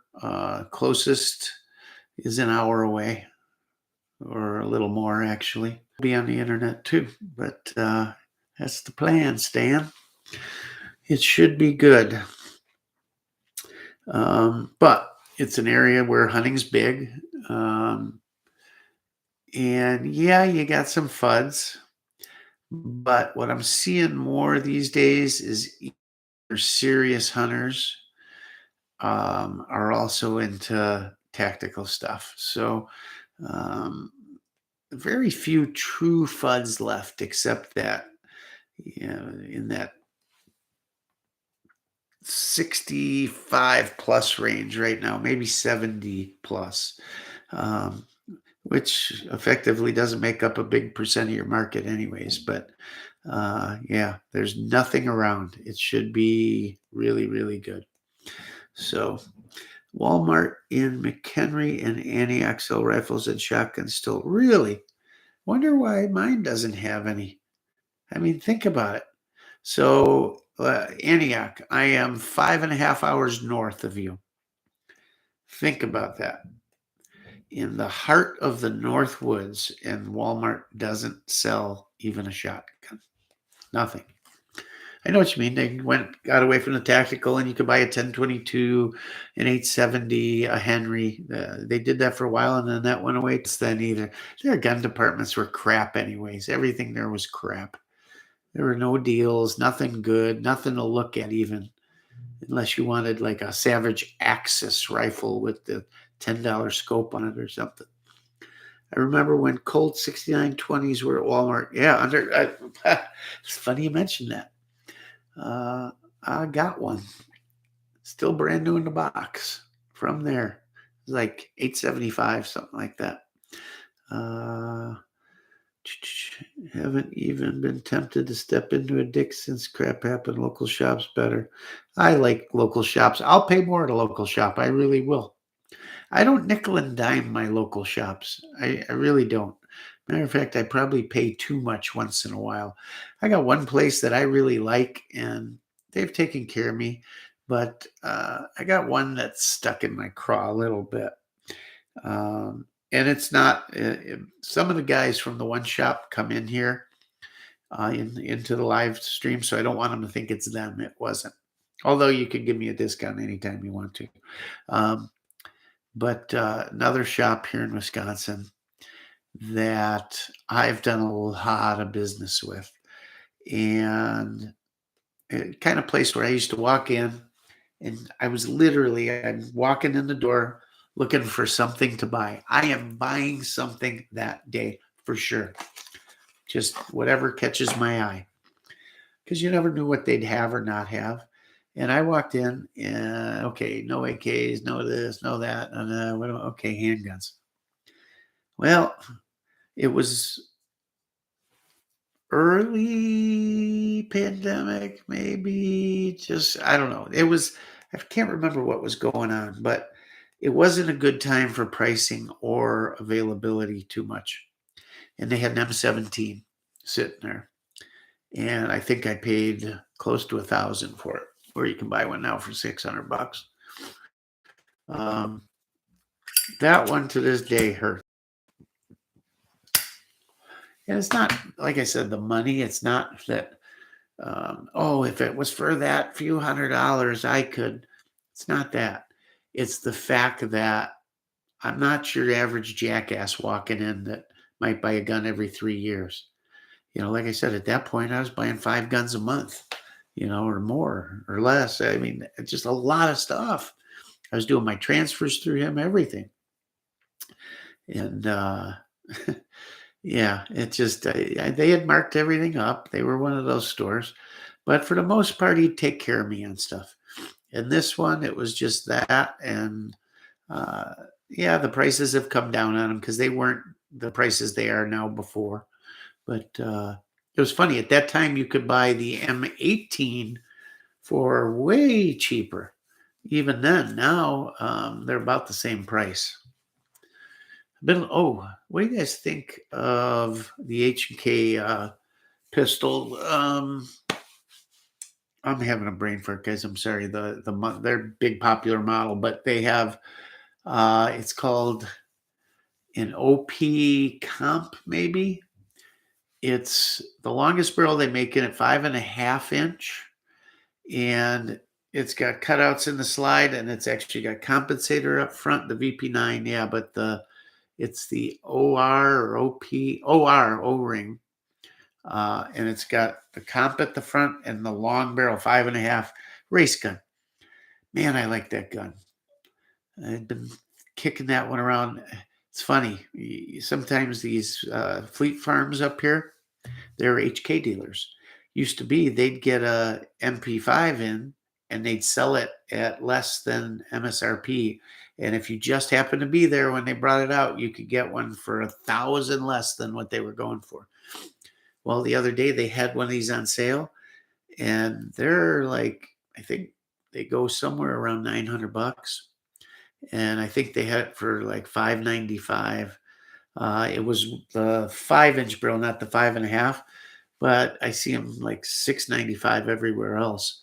Um, they had some great deals, and I went back to get it, and the deal was over. So, oh well. Am I still doing knife of the week? I could. I got a lot more. I'm sitting next to a lot of them. Have you guys seen this one? I think I showed you this one. This is a beautiful knife, but I should bring it out again. This is made by Silver Stag, and I just love it. It's absolutely gorgeous, and it's a big knife. I mean, look at how big this thing is, right? But the sheath is heavy, heavy, solid, like a holster, right? With the stitching and all. And look at how that goes. So you can wear it in the middle of your back, right? So really cool knife to wear in the middle of your back. It's got the real antler handle. And just a gorgeous blade. The silver bolster. And just a big buoy. Look at that baby. The antler is extremely polished up in here. I mean, like glass, like it's coated, but it's not. That's literally been hand rubbed by me, as is the end. And I've set old US coins in the end of these. I have another smaller one. I'm probably going to do the same in that. I cup them first. I cup the coin and then solder on either a part of a nail or a threaded screw, and then I'll drill it out, put it in and epoxy it in. It looks really cool. But this is such a great knife. And man, it's just beautiful. And the edge is okay. I should probably work on it. It's never been touched, but you know, it's not the sharpest thing out of the box. But God, I love that. I got bad. I did something different with the lighting tonight. I don't know if you guys like it or not, but it's not good for showing stuff. But really, really cool. And really, what makes this knife is I love this sheath because it just reminds me of a holster. And it's just so damn big and so pretty. Great, great knife. Let me see if I got something quick I can show you here. Let's see. I may have showed you guys some of these. I don't know, but let me grab one quick here and we'll go through one. This is nice. This is a K-bar. But it's not the K-bar you're thinking of. So when this came out, it was a special edition. All Kydex sheath. Many ways to run it. You can run it with the nylon, or the nylon will flip around. You can run it in the small of your back. You can molly it. You can do all kinds of stuff. Craton handle, just a little bit of softness to it. Serrated in the back here. Full tang, and it snaps into the sheath. Really nice. Listen. I mean, it's in there. Typical K-bar fashion. And the blade is made in Taiwan, and it's a Dozier design. Really, really nice. This clip point. It's hard to see in the light, but just a nice knife. Big, solid. This would probably be the knife I would put on my carrier. I just like it. It's perfect size, not too small, not too big, and handles really, really well. I like that it's got the thumb serrations here on this side of the guard, but I can still work with it up here. But the pommel's nice, just because it's full tang, and just a nice, nice knife. See if I can get a good shot of that there. Get it to focus a little. And it's 100% K-bar. They still make these. I saw one at an Army surplus store down south the last time I was down. Would you guys like a tour of a Army surplus store that I think's a really good one? I should have done it when I was down there, damn it. But next time I get down there, I will do it. It's a nice place. It's not, Army surplus stores have turned into uh, Chinese um, toy playgrounds, a lot of fake stuff. It's not surplus anymore. It's Chinese survivalist gear and crap like that. It's hard. These days, you don't see the surplus stores I remember as a kid, that had piles of World War II stuff and piles of Vietnam stuff. And you'd think with 20 years of war, there'd be all kinds of stuff, but there just isn't. It's not, you don't see it. There's some uniforms, some stuff like that, but yeah. Russ said that's Purdy. I know which one he's talking about. He's talking about that stag. It's gorgeous. I'll bring that next year. It's that pretty. You'll want to see it. It's nice. I just love that knife. I know it, right, David? I've showed this one before, I think, but I have a few. I have 3 or 4 by this company, and I look at the same knife and it's just a different antler or a different curve or something, and it won't trip my trigger. And then they get a new stock of the same knife in, but the antler's a little different. And I just go, wow. I mean, just look at that.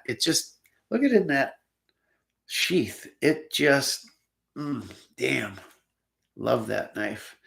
You should be able to walk down the street with this on your side, Well, you can, I guess.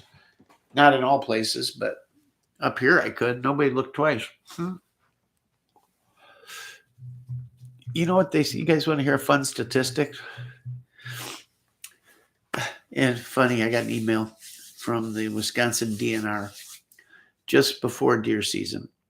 Because you do all your licensing online and stuff. They sent an email and it said, "Don't shoot an elk." I'm like, what?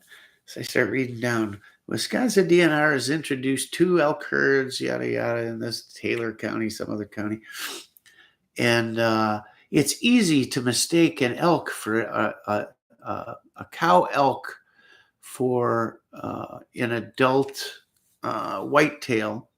And it's easy to mistake an elk calf for a whitetail doe, and a small bull elk for whatever. They're going through this whole thing, and they're talking about the different coloring differences, the chest and the legs and the brown and the curve of the antlers on a whitetail versus. And I'm reading this and I'm thinking to myself, if somebody made that mistake, they're either true Wisconsinites and have been drinking a lot of brandy for 3 or 4 days, or and are just shit-faced drunk, or you have there's no way possible you should be behind a rifle in a tree stand somewhere.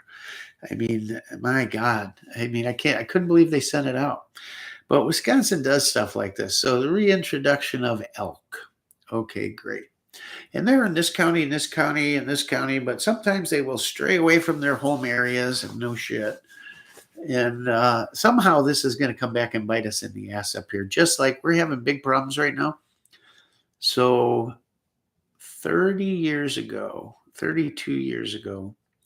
when I first lived up here full time, they were just then introducing 2 small packs of wolves.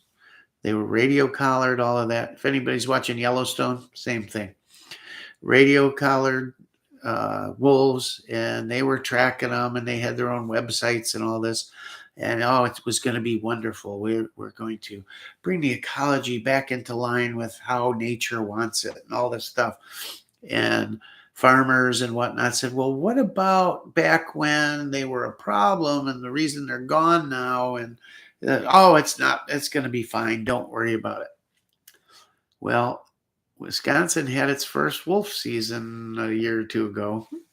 And They screwed up. DNR screwed up the numbers. And anyways, bottom line is these wolves are a big problem now. And I saw one the other day. I was headed south out of town, and I say I was at the edge of town, but I wasn't. I was still in town. I mean, what most people would consider. It was nighttime, and I see this thing cross the road, and I thought, oh, that's a coyote. That's an awfully big coyote. And but I was at a distance, so it's hard to tell. Well, it crossed the road, and it's standing right on the side, just over the curb or off the shoulder there. And I get up on it, and as closer I get, more I slowed down to where I stopped because there's nobody else on the road up here at that time. And it was a wolf, and this thing was monstrous. And I mean monstrous. It was big. And I'm sitting there looking at the thing, and he's looking at me, and I'm thinking, man, let's say I'm out for a walk and I come upon this thing and I got nothing on me. Oh man, I I've been attacked by a dog a couple of years ago. It was the first time ever I had a problem with a dog. We adopted one, and the first night we had him, he bit the living hell out of me. I mean, the next morning, my hands were the size of boxing gloves, both of them. He clamped down on me, and it was all I could do to get this 50, 55-pound dog off of me and from killing me, getting to my neck. He was trying to climb up me. He had this hand in, wait, let me think. Yeah, he had this hand in his mouth, and I'm pulling, he ain't letting go. I mean, he's clamped down, and this dog's going berserk. My wife's laying on the couch, the other couch next to me, and all I could think of, bam, and it didn't phase him. As he's trying to climb up me, I'm backing off and trying to hold him down, and he released it just a split second like that, and I started to rip my hand out. He clamped back down, and I tore it out, and it left huge gashes. You can still see the holes in my hand from him. And then he bit this hand too as I was trying to hold him off from me. And it didn't stop until my wife jumped up off the couch and yelled. And that startled him enough. He let go, he dropped down, and he ran over into our laundry room. I walked over, and he's sitting in the corner, sitting there, just looking up at me, all down, like scared and just shaking from head to toe. Just looking at me like, oh my God, I'm sorry. I know I shouldn't have done that, but I don't know why I did. And it's the reason this dog was adopted. I don't know who owned him before, but they did some not so nice things to this dog. And there were long periods where he was a very nice dog, but he was resource guarding. And if you messed with his resource, all I did was go to pick up a toy to throw it, play fetch. And when I did that, he grabbed me, and that was that.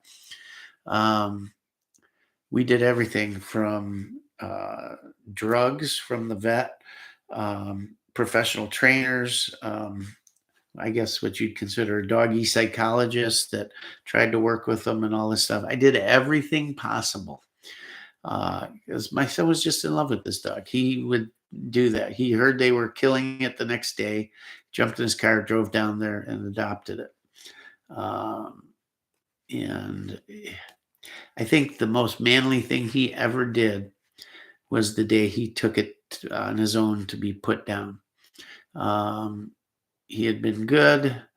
We had to keep a muzzle on him all the time because of the other dogs. He'd kill the little one, he'd kill for sure if he had the chance. My dad came in, my 70 at that time, 80-year-old dad, opened the door from the garage to the house, stepped up, the dog ran, hit him in the chest, knocked him down 2 stairs onto his back in the garage, and could have killed him right there. Didn't bite him, but then sat right next to his shoulder and his head, like guarding him, like he thought he was hurt and was guarding him. I don't know if he was excited to see him and did that. and my dad being older just lost his balance, or if he attacked him. He didn't have a bite, nothing like that. We never know. But at that point, because he was the only one there that saw it, we heard it from the other room, but whatever. But at that point, I had to talk with him, saying, it's just a matter of time. He's bitten me and one other, and now this. I said, someone's going to get seriously hurt and or killed, and it just can't be. And he took him down there. And when I tell you loved this dog, I mean, man, he was just broken apart over it. And he still went and did it. And I know it bothered him a lot, but yeah, I saw this damn wolf and I thought, holy moly. I mean, a 50-pound dog, when these dogs they're so wily and solid muscle, and they squirm and move so fast. It was everything I could do to fight this dog off. And it was like PTSD for a little while around dogs, especially him. Not very much scares me, but that damn thing, holy Christ. And I could only imagine a wolf. You'd have no chance. Without a weapon, you'd have no chance. I'm not talking a pack of wolves. I'm talking one wolf. But Wisconsin does this stuff. They reintroduce and they say it's going to be fine. And watch these elk. You got where you have populations of deer up against moose populations. There's brainworm issues. The brainworm, it's a parasite that literally gets in their brain. Moose are immune to it, but it kills whitetails. Or vice versa. I can't remember. I think it's moose are immune, but whitetails die from it. So with elk, I don't know. Hey, it'd be great if there were enough of them where we could hunt them, because elk hunting is my dream hunt, but I don't know. We'll see. But yeah, it was so funny, the stuff the state sends out. It's ridiculous. Yes, do a surplus tour when you have time. I will. It's a really cool store. They've got a Huey in there, a full-size Huey. They've got a lot of cool Vietnam stuff. He has a personal collection of G.I. Joe stuff. I mean, I thought I have some cool G.I. Joe. This guy's got some stuff that I've never seen before, and it's on display. A lot of cool stuff. A lot of nice knives, a lot of bayonets, some surplus from other countries, some cool stuff like canteens and mess kits, everything from Yugoslavian to you name it. A little bit of everything, plate carriers, plates, a lot of neat stuff.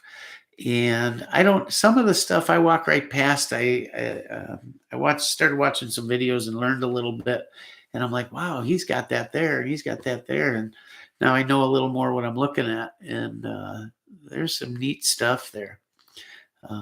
He doesn't have a great website, unfortunately, but yeah, if I get down there, I will definitely do a video. It's neat.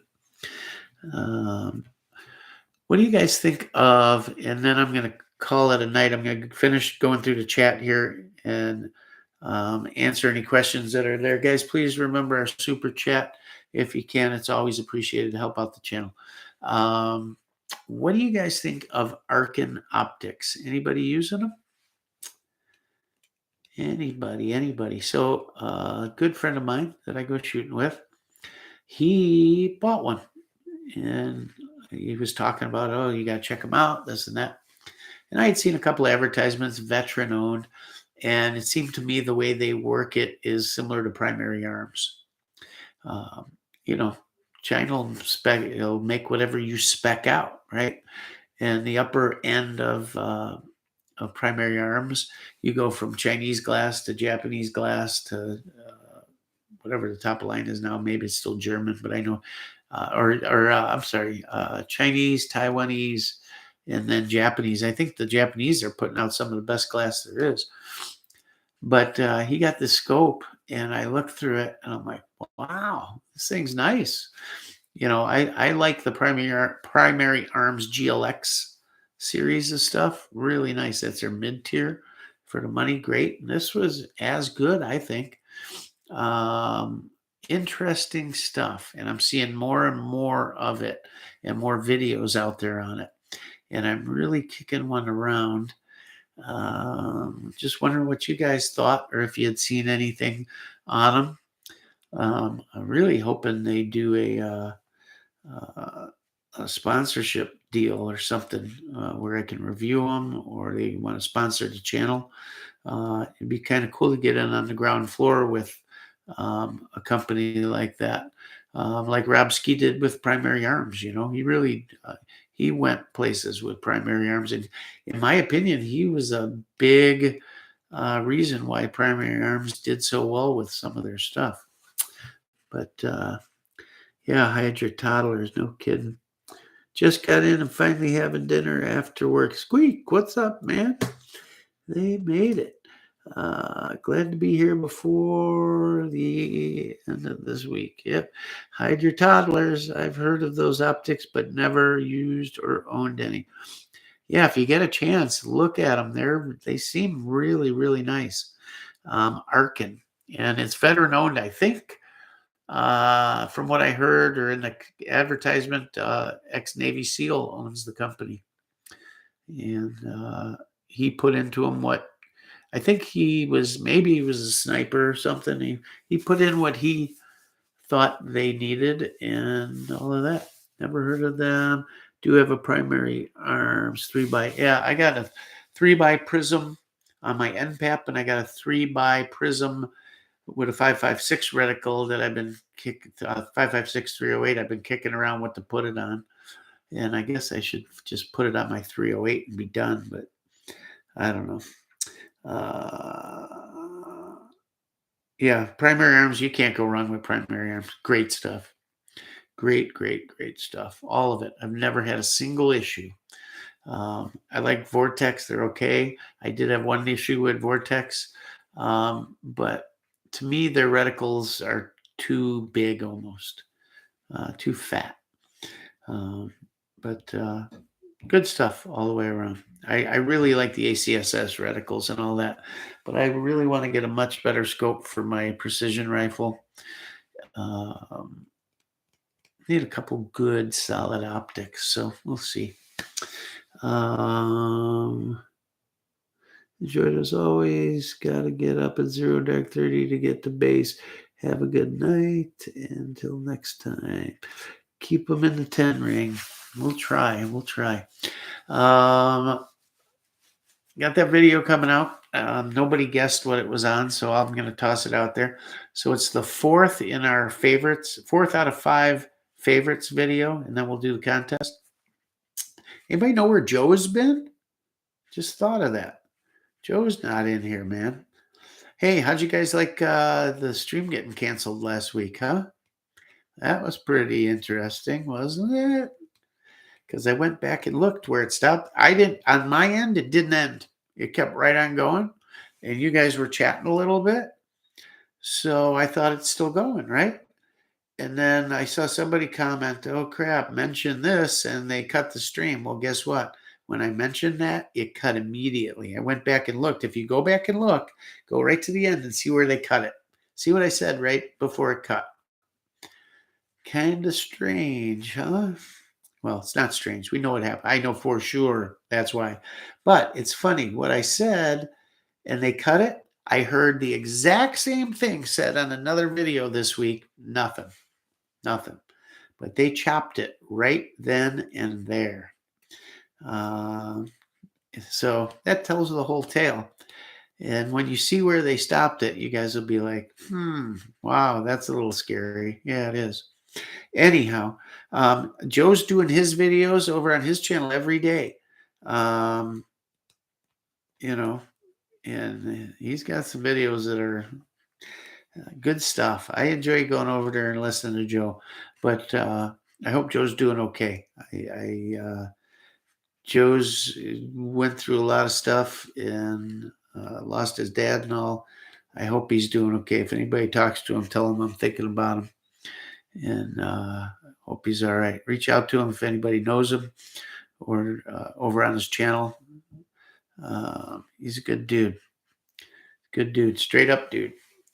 Whatever you think of somebody, they are what they are. You either like them or you don't. And, at least you know where they stand. And that's how I like people. I like to know where people stand. I can respect that. Anyhow, yeah. If you guys do check out some of that Arkin stuff, watch a couple videos. Let me know what you think. I think it's going to be solid stuff. Some really big turrets, beefy. You can grab them. Supposedly they track real well. The glass was crystal clear. I was shocked. It looked like nice stuff. My buddy loves it, and I shot it, and nice stuff. I'd really like to see how it works on some of my stuff. When you shoot somebody else's rifle, it's not your rifle. It's not set up for you. So I really think it'd be good stuff. Gonna try and contact them. We'll figure out what's going on with the Arsenal Sam 5. And anyhow, the video. Vepers. So we got a Vepr video. Man, I love that gun. And I say it all right at the beginning. It felt like a Russian day. And unfortunately, there's only a little bit of shooting footage because I screwed up. But really, really good in-depth review of the rifle. It's held up exceptionally well. It doesn't have a high round count. I only shoot it with irons. This particular one, you'll find out why in the video. But yeah, watch for it. If they monetize it here, I'll pop it up right away. If it's maybe they got to it and it's monetized when I pop off here, but chances are not. But hopefully you'll see it by sometime tomorrow, and we'll go through that. By the way, Chris, just a little FYI, times you don't see me in the chat and not here at time of live stream, I always watch all the content and always leave a thumbs up. Well, I appreciate that. That's awesome. Yeah, guys, make sure you leave a thumbs up. If any of you aren't subscribed, please go and subscribe. Tell your friends about it. Share it. And we're trying to build some views here. I saw the count get up pretty darn high today. And I appreciate that. A lot of that's coming from 28EDU. So make sure you go over and check out his channel. Got a great channel. Friday nights over there. And he is out of Michigan and got a really good bunch of solid people over there in the chat, some of which are here. Imagine that, but all good people. Yeah, I can't say enough about it. And go over to Joe's channel too and check him out. He's doing well. So, and the content, appreciate it.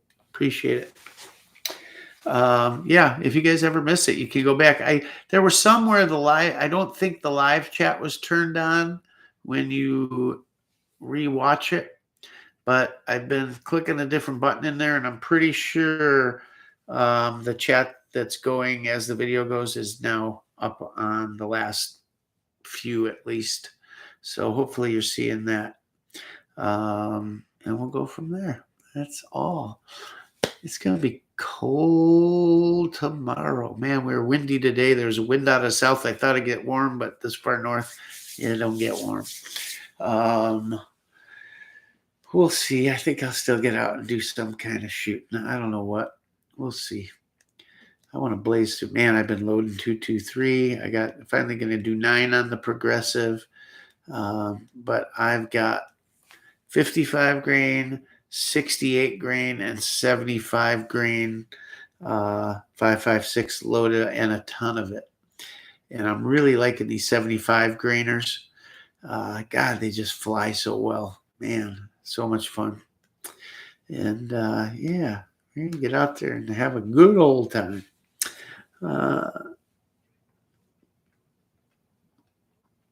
Big finger before message was done. Yeah, that happens here and there. Anyhow, so be prepared to watch that Vepr video. It's really good. I love that rifle. I like both the fixed stock and the side folder. This is on the side folder. We'll do one on the fixed stock with a lot more shooting and really go in depth. Those, It's such a shame those got cut off from coming in, because a lot of people got them and enjoy them, but there's so many more that would appreciate that rifle. God, yeah, I don't think it's a tank of an AK. It's just you can't hurt them. Rob Ski's favorite rifle in the world is a 5.45 Vepr. If I was going to get a 5.45, it would certainly be a Vepr, and I should have got one. Could have bought one in that $1,000, 995, 900 range. And that's what I paid under 1,000 for my fixed and 1,200 for the folder, and now they're in that $4,000 range. That's just insane. But yeah, we got some AR stuff coming too. I'm really enjoying shooting the ARs. Guys, don't think I'm not an AR guy. I love ARs, love them, and really enjoying them. So I think we're going to be shooting a lot of braced pistols over the next 4 weeks or so, huh? What do you think? Or should we keep them under wraps? Are we done with it on film for a little while, maybe? I don't know. What do you guys think? Interesting video out by one of the channels that's run by a gun attorney. And I don't know how you'd search it. Maybe pistol brace law and search pistol brace ruling and stripped receiver. So he's telling you how having pistols made from receivers you purchased versus purchasing an AR pistol whole or already built, how that may or may not play in favor. So you may want to check that out. Just some interesting conversation there. Pretty neat. USA 1, Iran 0. It's a must win for US, right? Pretty sure. Anyhow, guys, thanks so much for everything. I appreciate it. If we can do anything for you or you got any questions, please feel free to contact me through Facebook or through YouTube. Facebook probably easier. A lot of times I don't check it, but I've been checking it more recently. I had kind of stayed away from Facebook for a while, but it's in there. Also, Instagram and yeah, the usual. Happy to help out any of you, and thank you all for coming over here and spending some time with us. It's like old friends, right? It's a good time. Hope you enjoyed tonight. Hope I helped some of you out. Hope you found it interesting. And if you got any ideas for the live stream, please always send them my way. Some topic you want to talk about that you want to hear more than just my input, but the input from the chat and all, make sure you get a hold of me. Shoot me something. And I'm more than happy to do it. All right. Let me know subjects you're in. Which Facebook do you? Just Rockford Ordnance. The group. Yeah, it's weird how it's set up. I know there's like two. They're separate too. They're separate, and somehow I think they should be linked, but they're not. I don't know. Just not the group. I don't know if I even go in that or if I can anymore. I don't know. It's weird. Whatever you see the latest post on. How's that sound? I'll find it. I'll look. I'm going to try and solve that problem. It was confusing. I don't know. Facebook and all these things link in different ways. And if you do one thing wrong, it screws up the whole mess, But try to fix it. I'll have to get one of my IT people on it. Means I'll call my daughter tonight and say, hey, figure this out. Anyhow, appreciate it. You all have a great evening. Hope you had a great Thanksgiving. I did. It was awesome. Matter of fact, I'm going to go upstairs, grab some stuffing. Have a great night, guys. And as always, Rockford Ordnance out.